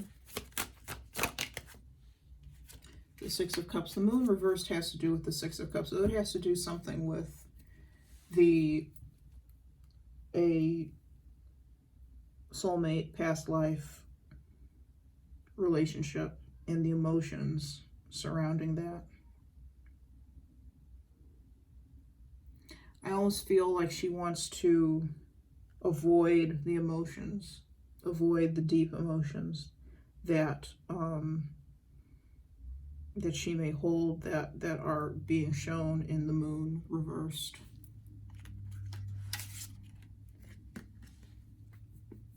She sees them clearly. She knows what these emotions are.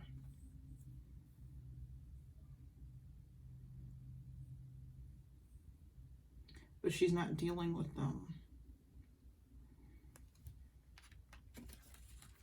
There's something about this relationship that's making her want to walk away towards something that's going to make her happier. But at the same time, she may not be sure if it really will make her happy. Whatever this is that she is thinking about walking towards.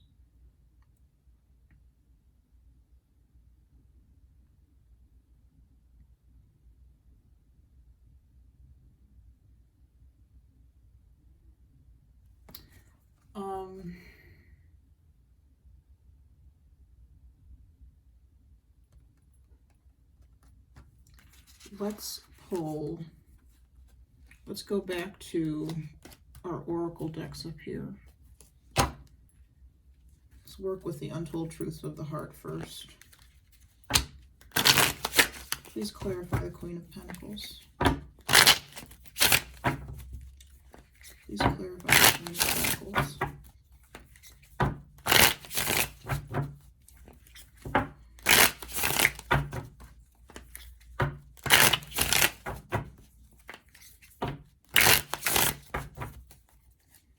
Please clarify the Queen of Pentacles.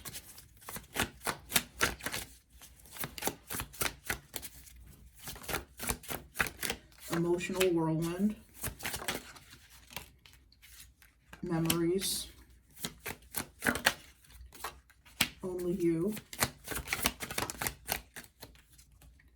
Pretend. Drifting. Bottom of the deck is hoping. So there's something that she's hoping for, but she's really trapped in her emotions right now. Really feeling very emotional, trapped in her emotions, trapped in the memories of this this relationship, the nostalgia. Thinking about the good times. There were good times in this relationship. Before whatever happened. And like I said, it's not showing me, the cards are not showing me, not telling me what actually happened in this relationship or between these two queens or whatever is going on. There's some confusion behind that. And Aries, you may be confused about this situation, or the other person may be confused, which is why we're not really picking up what's going on or what led to this. But like I said before, it may not matter. But this Queen of Pentacles is emotionally conflicted. Emotionally conflicted. Trying to be rational about it. But you can't be rational about emotions. Emotions are irrational. They just are. There is somebody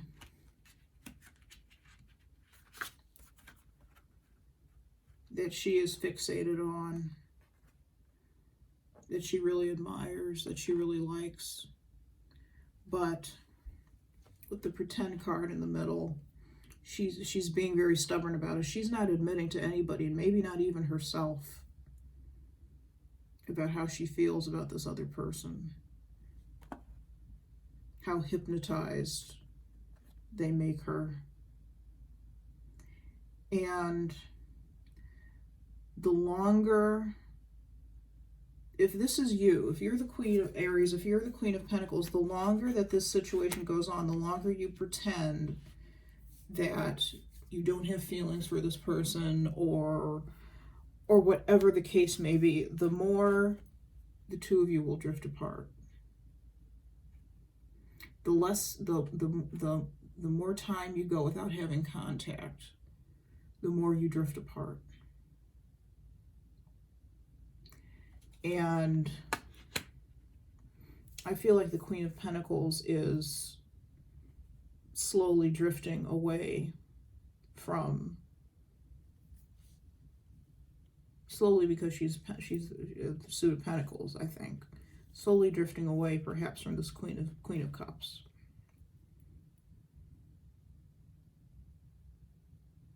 Because she's feeling some kind of way. What way that is, she doesn't even know.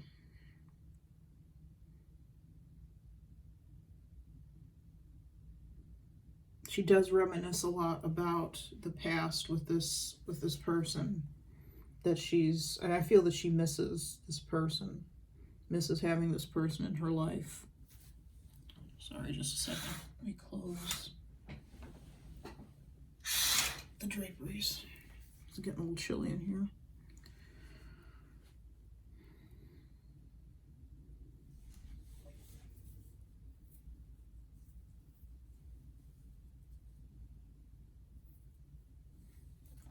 Let's go to the Illumination Oracle.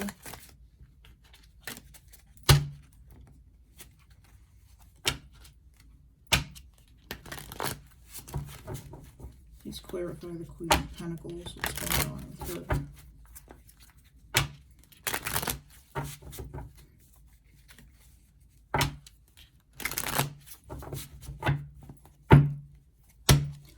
I heard proud. The Queen of Pentacles is very proud. Maybe she feels that she's too proud to,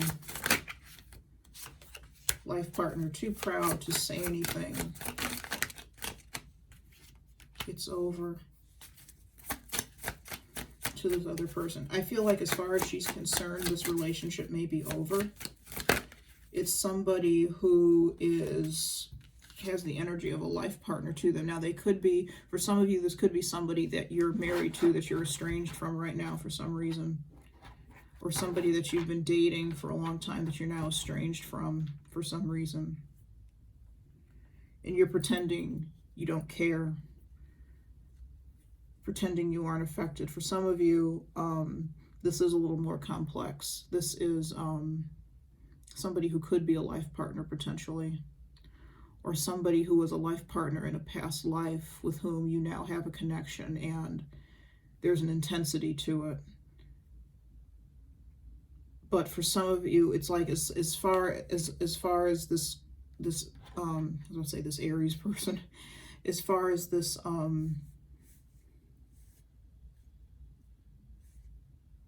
Queen of Pentacles is concerned, the situation, the relationship is over. The situation is over. Why? Because she's rejecting. She feels rejected. So now she's going to reject the other person. And I think this is where that Justice card in reverse came out. It's an unfair reaction, an unfair, treating somebody unfairly. One person treats somebody unfairly, so that person goes and treats the other person unfairly.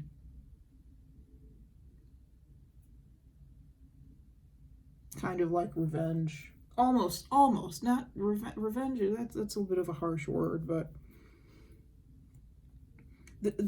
what's going on though with the pretend card here is this Queen of Pentacles really doesn't want this relationship to be over. She's exaggerating. She's bluffing. She knows she's bluffing. She knows she's bluffing. But even so, she's going to let this... There's a bit of a self-sabotage going on here. She's going to let this relationship drift apart, though, if for no other reason than to prove herself right. Okay, give me one more card for the Queen of Pentacles, please. I'm sorry this reading is so specific. Renewal. It's not over. This relationship can be renewed. What's over is the past. What's over is the Six of Cups. This relationship is moving forward, but it's moving forward in a different way. And now there's no way we can go back to the innocence that we once had with this person. Bottom of the deck, hopes and wishes.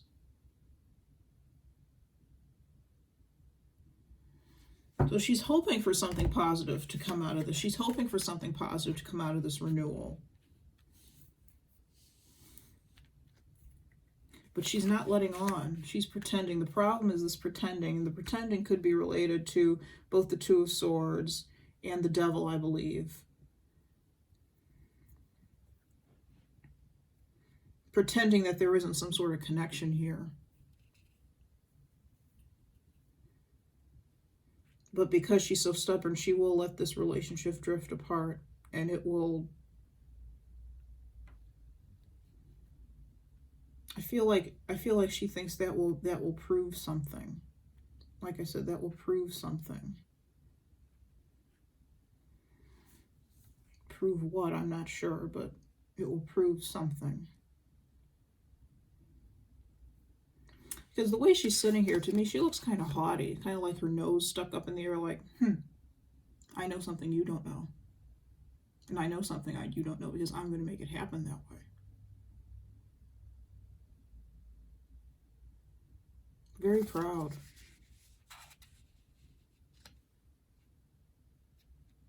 Okay. Let's move on to the Queen of Cups. because I think that's what we're going to get some of our answers about this.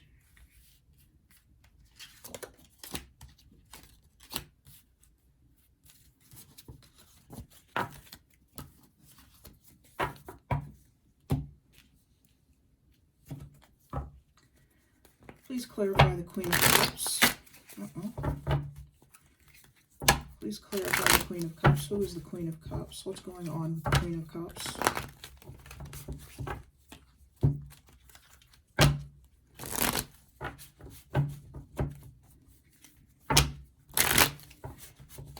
For some of you, Aries, I think you are the Queen of Pentacles.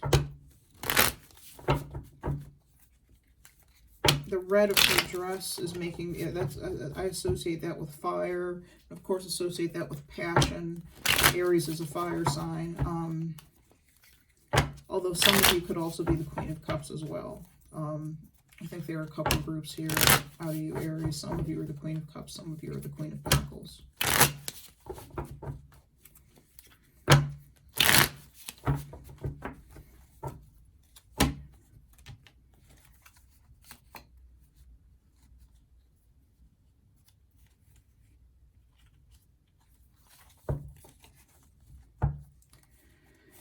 Please clarify the Queen of Cups.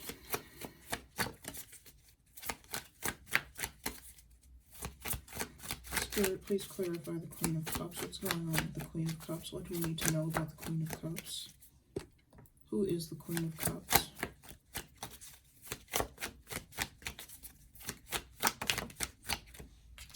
The Ace of Wands. I'm going to take that upright because of the way it flipped.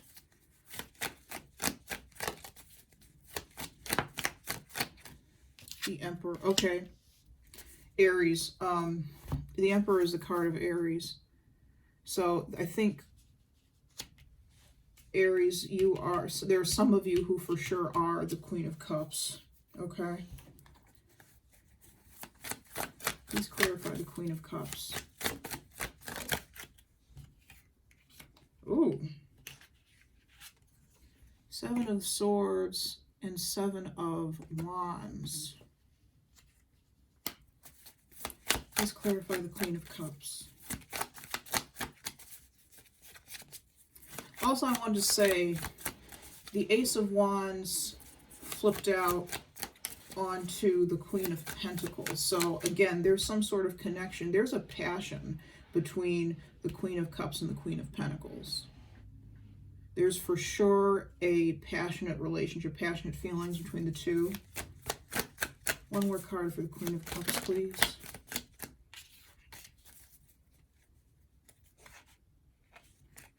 I'm not taking that because I hadn't actually said what I was...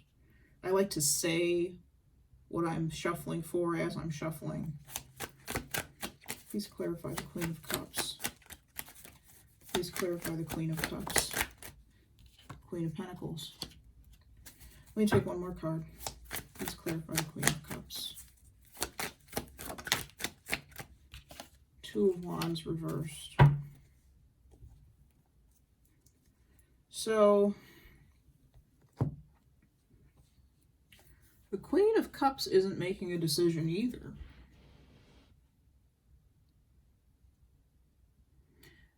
The Two of Wands to me is about making a decision. It came out earlier, I know.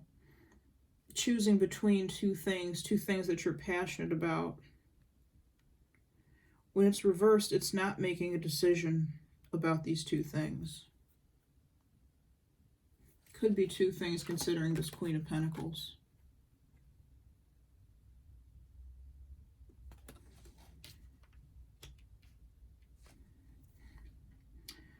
I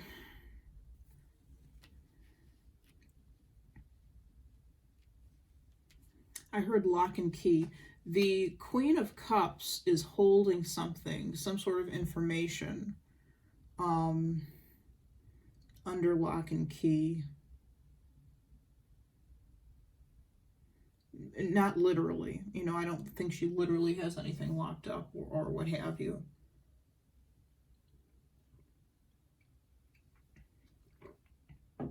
But she's hiding something with the Seven of Swords. And with the Seven of Wands, she's trying to protect whatever it is. Could be herself. Hiding herself, not showing her true self to people. Instead of showing herself as the Queen of Cups, which is what she is, she's showing herself as the Emperor. Somebody who can be just as stubborn, by the way, as this Queen of Pentacles is being.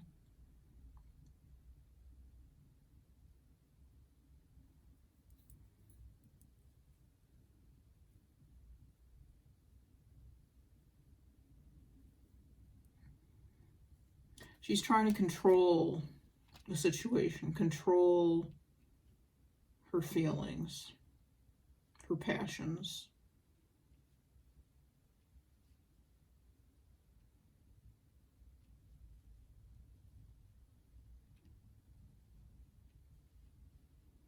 Trying to have a firm grip on them. So they don't get out of hand.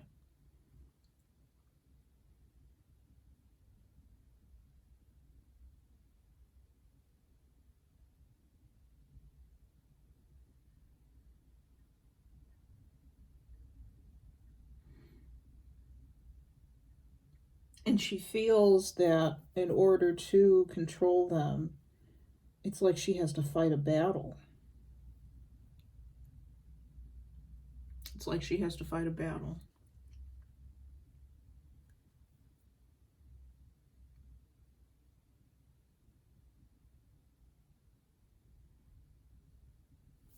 With the Seven of Wands, there are all these people under her with wands who are fighting against her.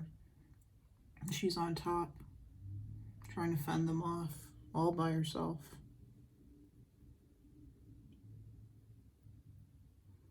She may currently have a lot that she's dealing with, she may be stretched kind of thin with things that she's handling.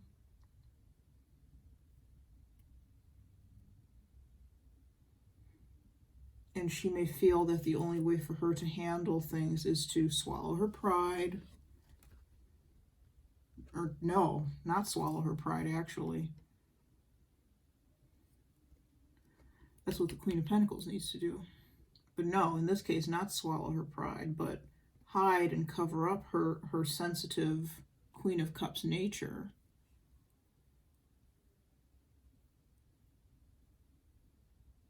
And act like the Emperor instead. Who's very much in control. He can be a bit cold, but very much in control of what is his.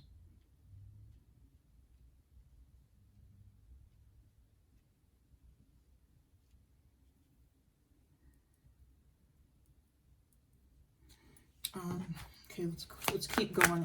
Keep clarifying the Queen of Cups. Three of Swords reverse.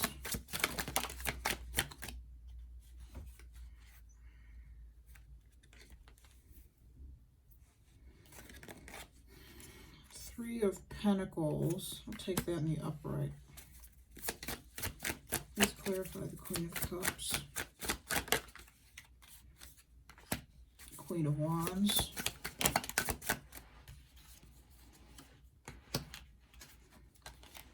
The World and Justice. Page of Cups on the bottom of the deck. Excuse me. My goodness.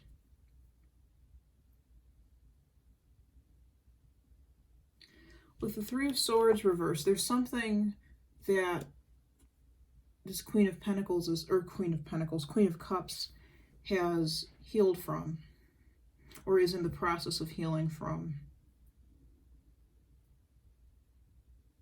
I do think this is you, Aries. I think you're in a position right now where you're feeling very much like the Queen of Cups, feeling very, very soft and very vulnerable. You may have a job that requires you to be, not requires you, or you're very compassionate, or have to be very compassionate towards people. And that's a strength for you. That compassion is a strength for you. You may be very intuitive.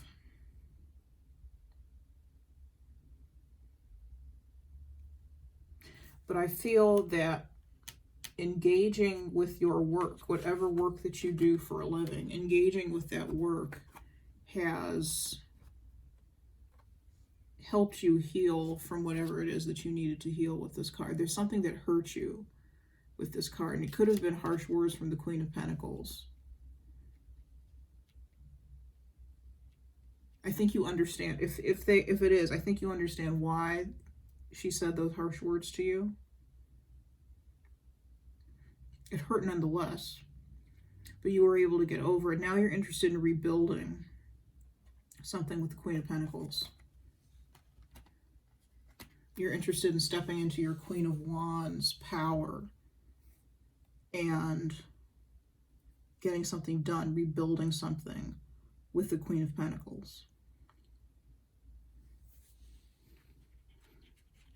Interested as we approach the end of the year, because it's currently December when I'm shooting this, for those of you who don't know.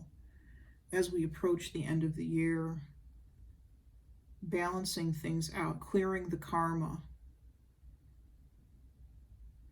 I feel that the Queen of Cups has a desire. She may be the one with that apology card. She may be the one in Second Chance from earlier. She may be the one who wants to apologize for something. Or she could want an apology, but I feel like she's the one who wants to apologize for something.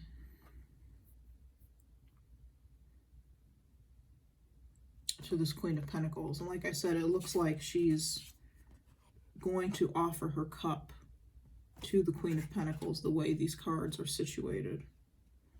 She's off to the Queen of Pentacles side. She's not something that the Queen of Pentacles is spending all of her time focused on. Maybe it's some of her time, a lot of her time thinking about, but not completely focused on. But she's off to the side, off in the periphery, wanting to approach. Wanting to balance the situation out. And move into a new cycle. Move into that second chance.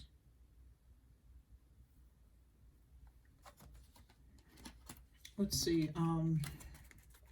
Page of Cups on the bottom. That could literally be the apology. Something small, a small message.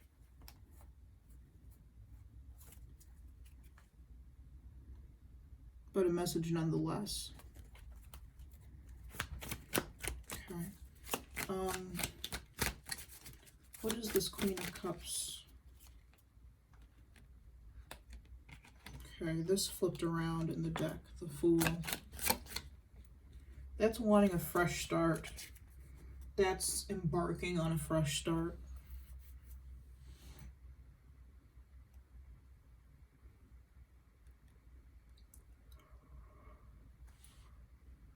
That's moving forward with no baggage. Whatever happens, she wants to put behind her.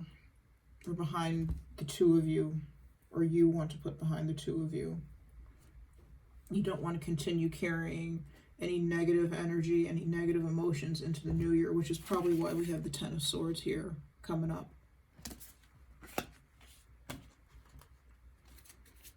And renewal. Let's start over.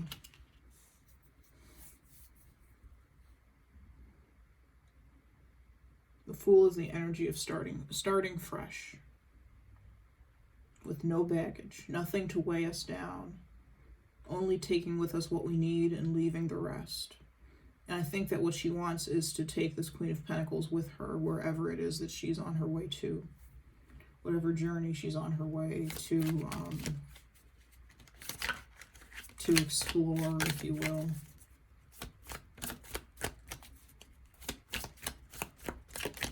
Two more cards. What is the Queen of Cups? Who is the Queen of Cups? What's going on with the Queen of Cups? The Sun and the Two of Cups. Oh my God. This is what she wants. This Two of Cups and the Sun. Bright new future with another person where love and affection can easily be expressed. A warm connection. She wants the warmth back in this relationship.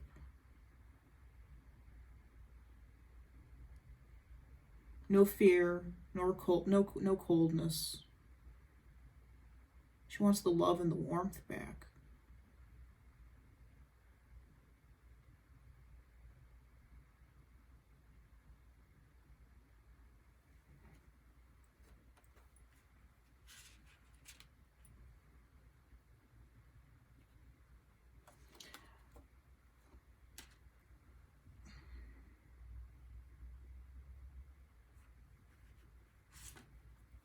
She wants the love and the warmth back.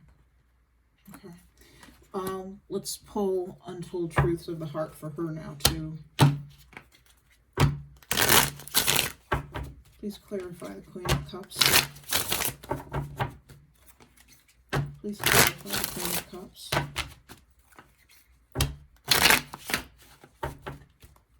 Please clarify the Queen of Cups. Hoping is still on the bottom of the deck. There's a lot of hope in this relationship. People hoping, waiting, expecting something to happen. Please clarify the Queen of Cups.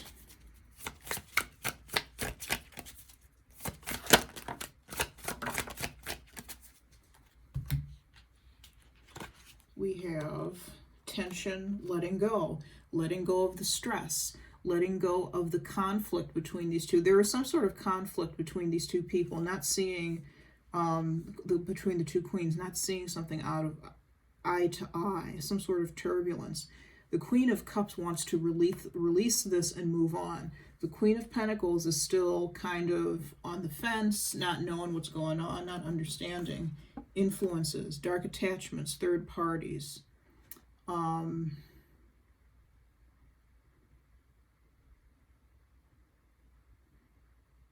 not feeling, this came up when I did this reading before the other night, or tried to. I don't feel that there's a third party situation going on here. I don't feel that there's a third party causing havoc in this situation. What I feel this influence card may be is something of the Queen of Cups' own making that may have or the Queen of Pentacles, that may have influenced this situation and created this situation to be what it is. And the Queen of Cups wants to let both of these go. The tension, whatever influences and that created the tension, that created the problem. She wants to let them go because she wants to move forward into a bright new future, a loving future with this Queen of Pentacles. Something like what they had before, but that's more grown up now. That's more adult in a way. The innocence is gone. The innocence is gone now. But they can still have, you can still have this Two of Cups with this person. Hope is not lost as far as that is concerned. Okay.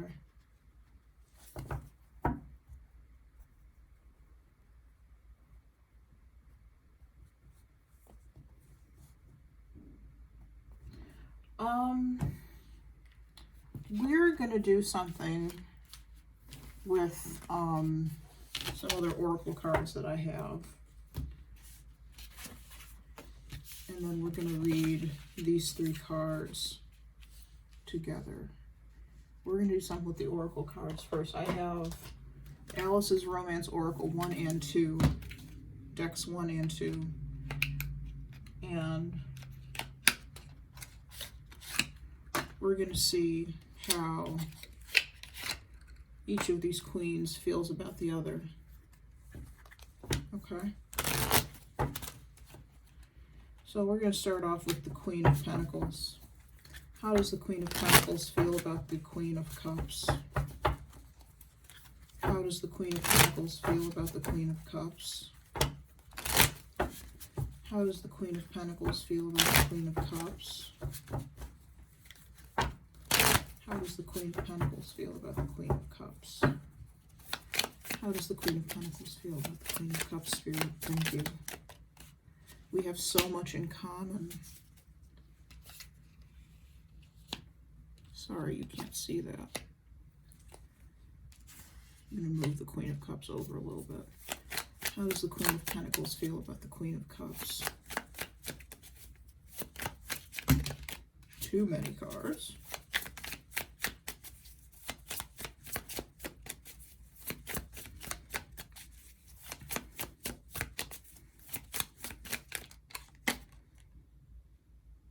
I am seeking revenge. The Queen of Pentacles is not a happy camper with this Queen of Cups. I don't know if she's literally seeking revenge against the Queen of Cups, or if she's doing something kind of underhanded where she just wants to make her feel bad. If she is, it's working, I think. That she's doing something to make her feel bad. It's working. That's not cool.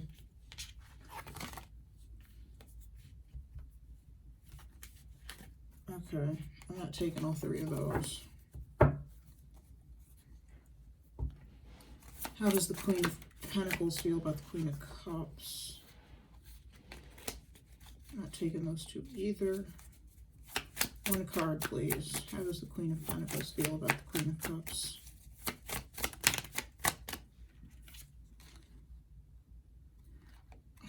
Okay, I got two. I am still healing and I'm spying on you.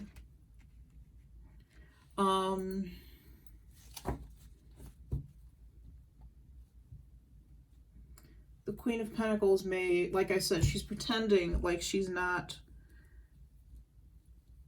she's pretending something about, regarding how she feels about this Queen of Cups.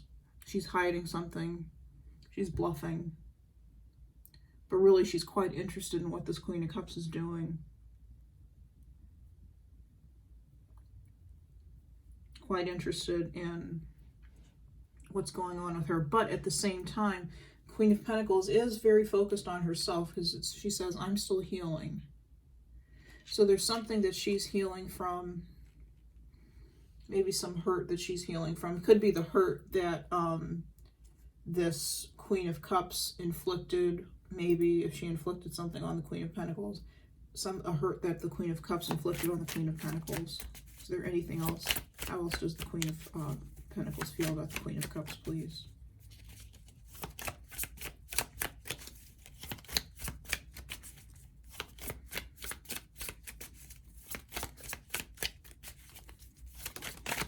Okay. I am not sure what I'm feeling. She's not entirely sure. This is that confusion coming in. She's not entirely sure how she feels about the Queen of Cups.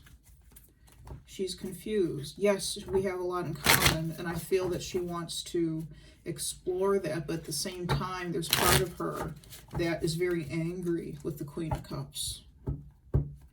And she's trying to heal from that. And she's pretending, though, that she's also pretending that she's not interested in the Queen of Cups.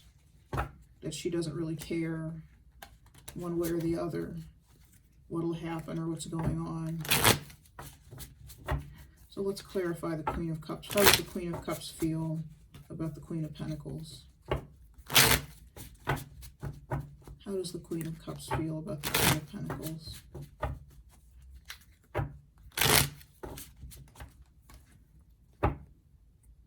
Oh, on the bottom of the deck, I miss being around you. So the Queen of Cups is missing the Queen of Pentacles. How does the Queen of Cups feel about the Queen of Pentacles?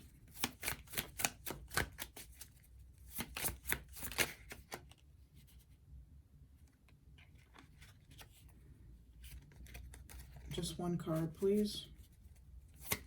How does the Queen of Pentacles, Queen of Cups feel about the Queen of Pentacles?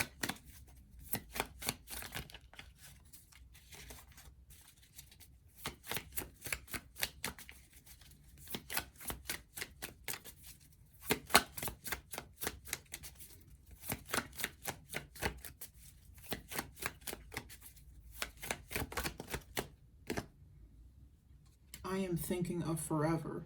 She wants the Queen of Pentacles to be in her life for a very long time, in some capacity. Perhaps in any capacity. She wants the Queen of Pentacles to be in her life for a very long time. If the Queen of Pentacles is ready to be at the point where she's saying, okay, let me back up, because I'm getting confused. Let me have some water.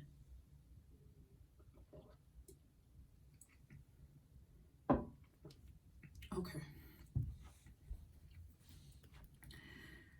If the Queen of Pentacles is being kind of apathetic to the point where it's like she doesn't care what happens with this relationship, she's pretending. Remember, she's pretending. The Queen of Cups is not feeling like that at all. She does not. If the Queen of Pentacles is okay with kind of letting this relationship drift apart, the Queen of Cups isn't okay with that. She's not okay with that. She's not having it. That's not how she wants things to be. Okay. How does the Queen of Cups feel about the Queen of Pentacles?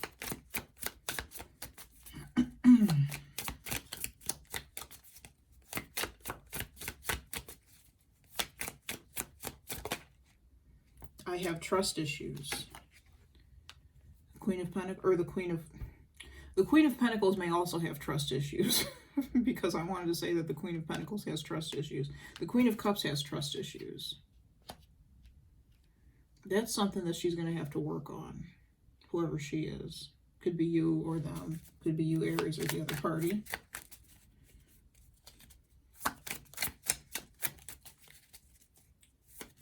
How does the Queen of Cups feel about the Queen of Pentacles?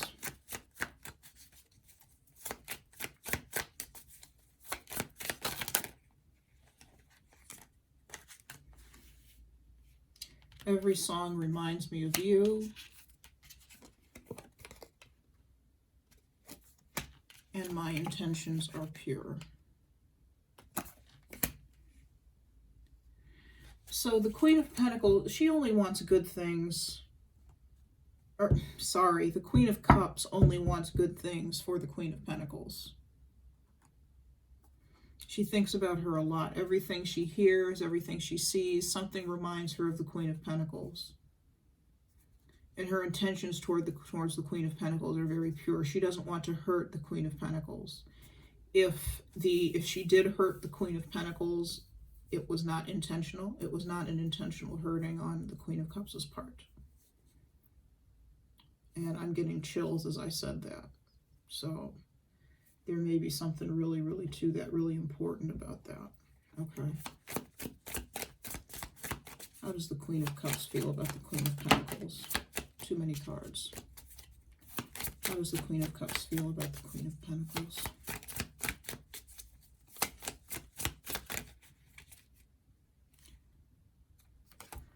I'm scared you're moving on and I don't know what to do. So the Queen of Cups feels the Queen of Pentacles drifting apart, drifting from her. And she doesn't want that to happen. Remember, she's thinking of forever. She's wanting this person to be in her life for forever.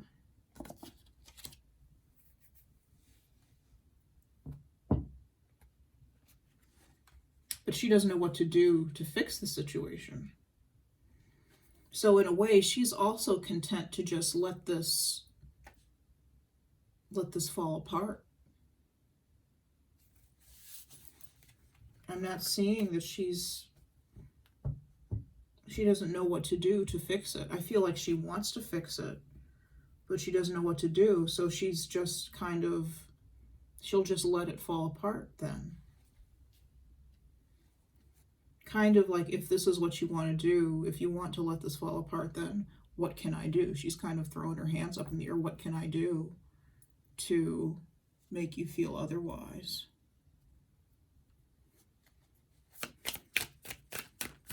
Last card, please.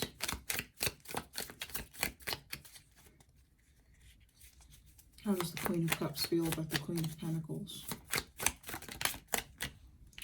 I think you are amazing. And another card wanted to come out too. I'm planning on calling you soon. So the Queen of Cups, if any of you are resonating with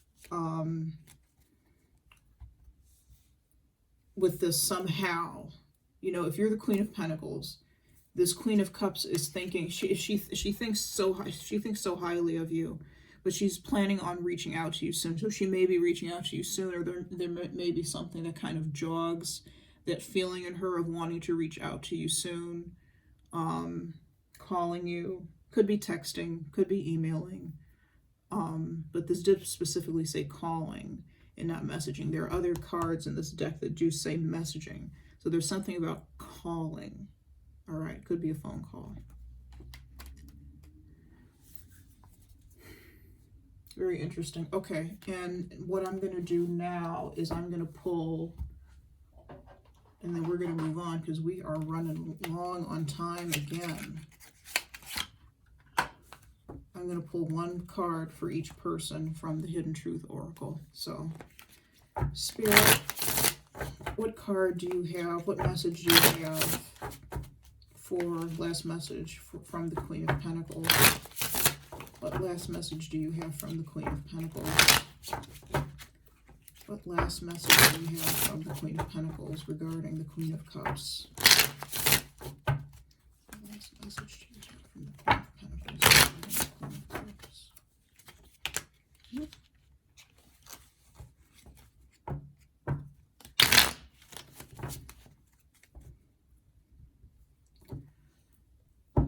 What last message do we have? I wish I could take back my words. Okay, so there is something that the Queen of Pentacles said that was perhaps harsh. And she may have done it out of revenge. She may have done it to make the other person feel bad because she felt bad. Because she felt hurt. Okay.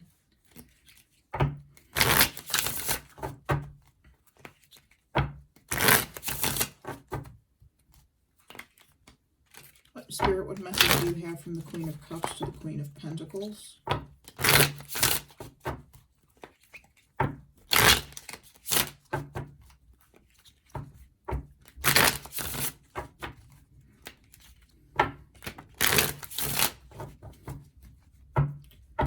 Spirit, what message? I am starting to understand our connection. I'm going to take another one actually on the Queen of Cups. Spirit, what message do you have from the Queen of Cups to the Queen of Pentacles?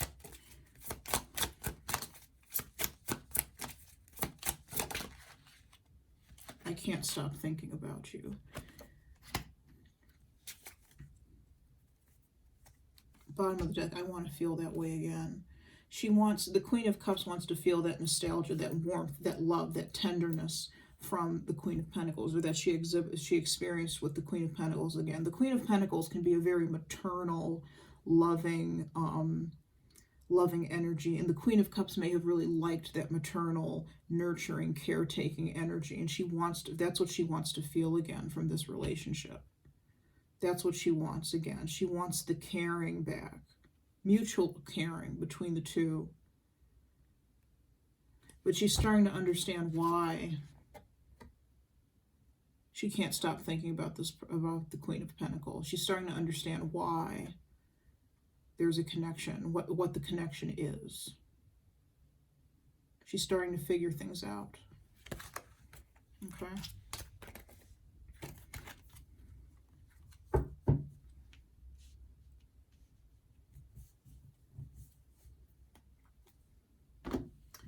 Let me move these out of the way and move the two queens out of the way.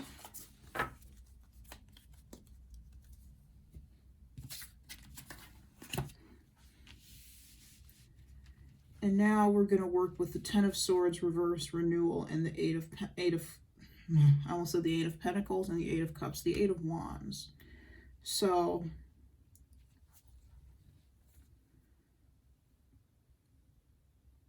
what I feel is that whatever hurt, pain, anger, sadness, feelings of revenge that, let me move this up a little bit, that were being experienced on either side. Those will be ending. Those are ending with the Ten of Swords in the reverse. This relationship can be renewed.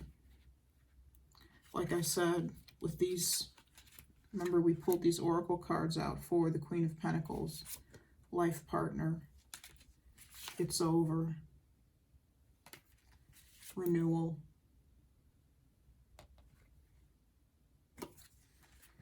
This relationship isn't over.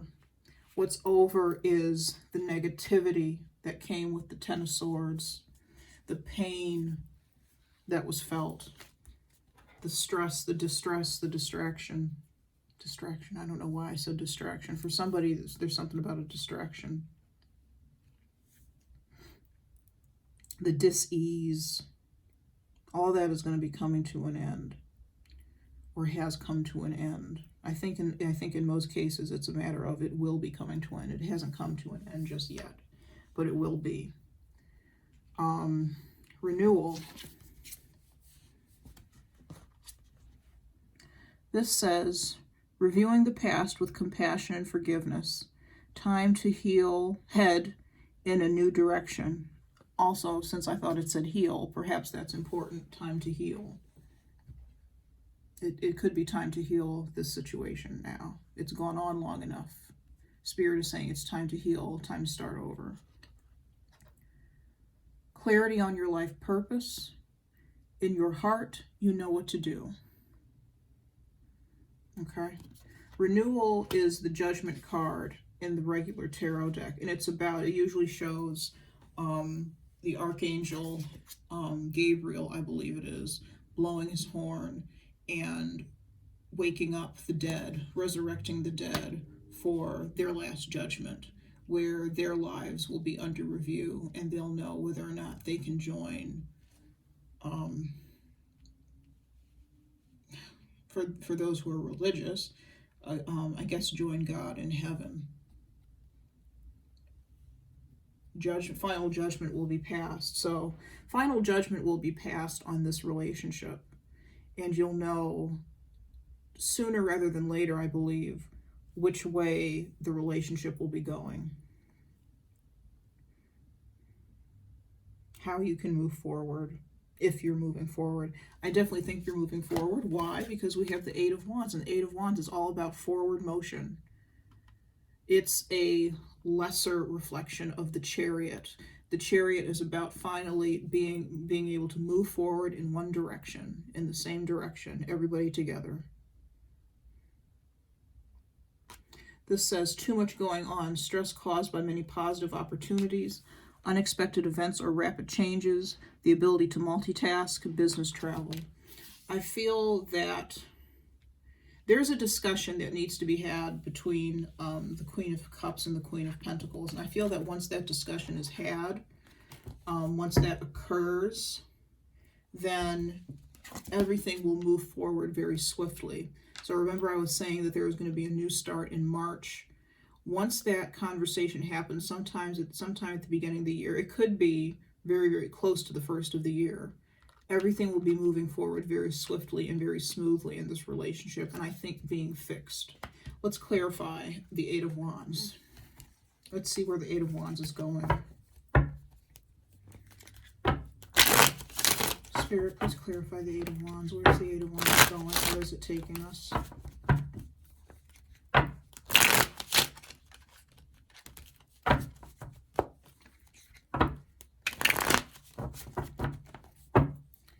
Spirit, please clarify the Eight of Wands. Okay, we have the Hangman and the Fool. So we're leaving the Hangman energy with the Fool. We are looking at something in a new way and deciding that that new way we're looking at it is something that's the way we want to go. That's the way we want to go with this situation.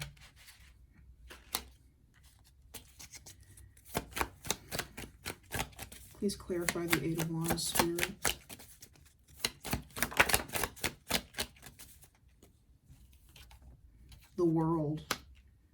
is the closing of a chapter and the beginning of a new one. 10 of Cups. Beautiful.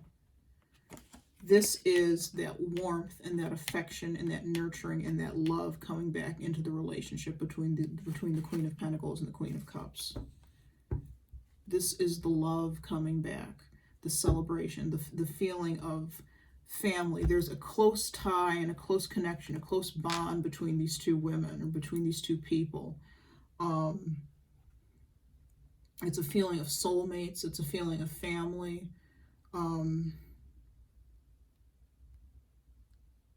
It could be the feeling of something more, honestly. This reading, I feel, is a continuation. I think I said this in the earlier part of the video, but a continuation of the Gemini and Virgo reading. So if any of this resonates you and you have, or if you have Virgo or Gemini in your chart or both, you might want to watch either of those two readings, and I will link them. I'll put them in this description box and link them so you can take a gander.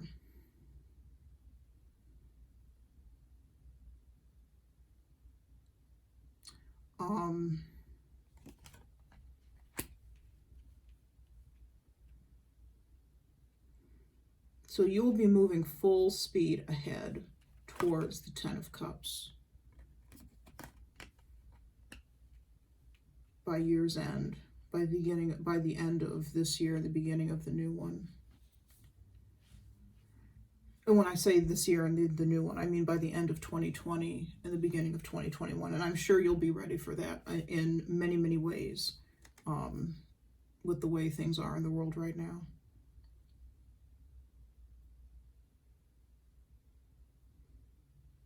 Okay.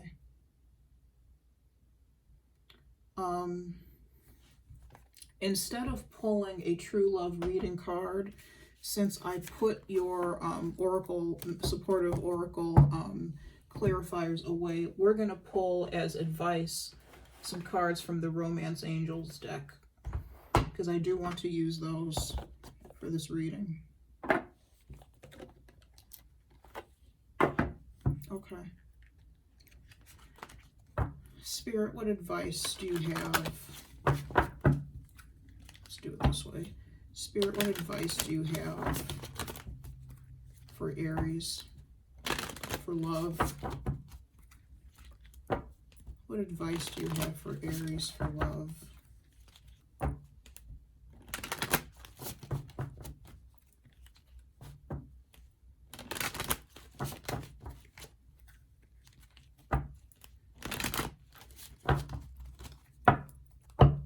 Spirit, what advice do you have for Aries, for love?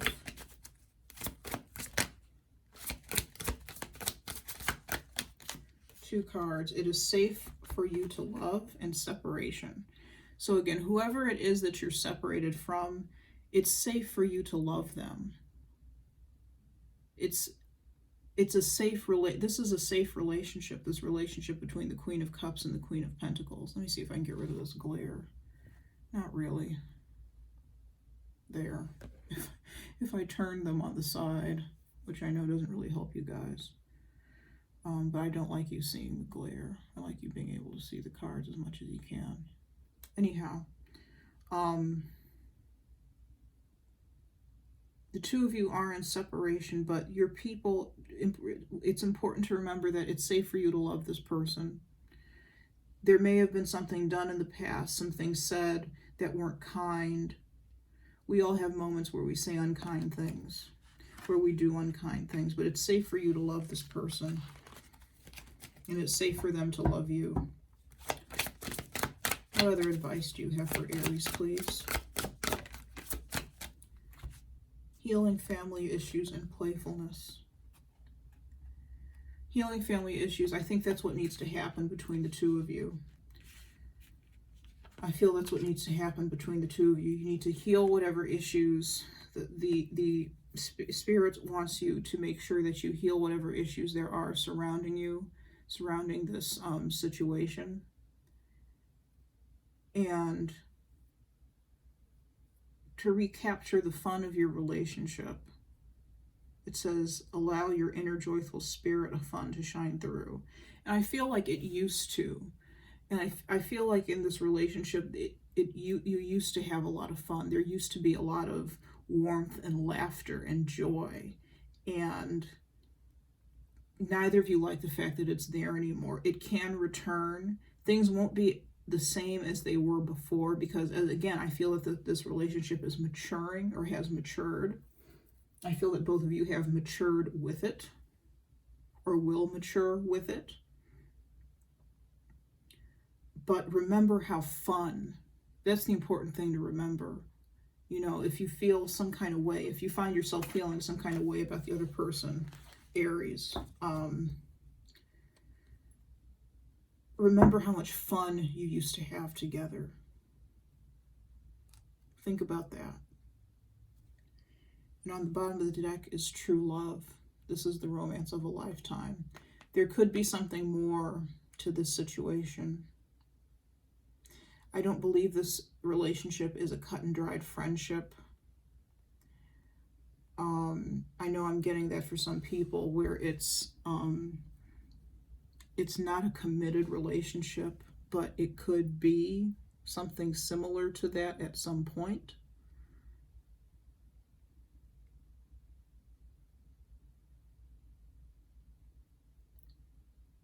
But there is truly love between you. Remember that. Remember the fun and remember the love between the two of you.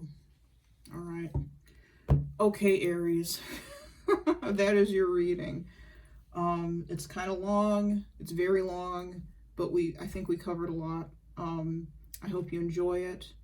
If you need anything, please let me know. Please remember to like, comment, subscribe, hit the little bell so you get all my notifications. Like, comment, subscribe, dislike if you didn't like it at all. You won't hurt my feelings, I promise. Excuse me. If you'd like a personal reading, all the information for that is in the description box below, okay? And that's all I have. Until next time, thank you so much for stopping by.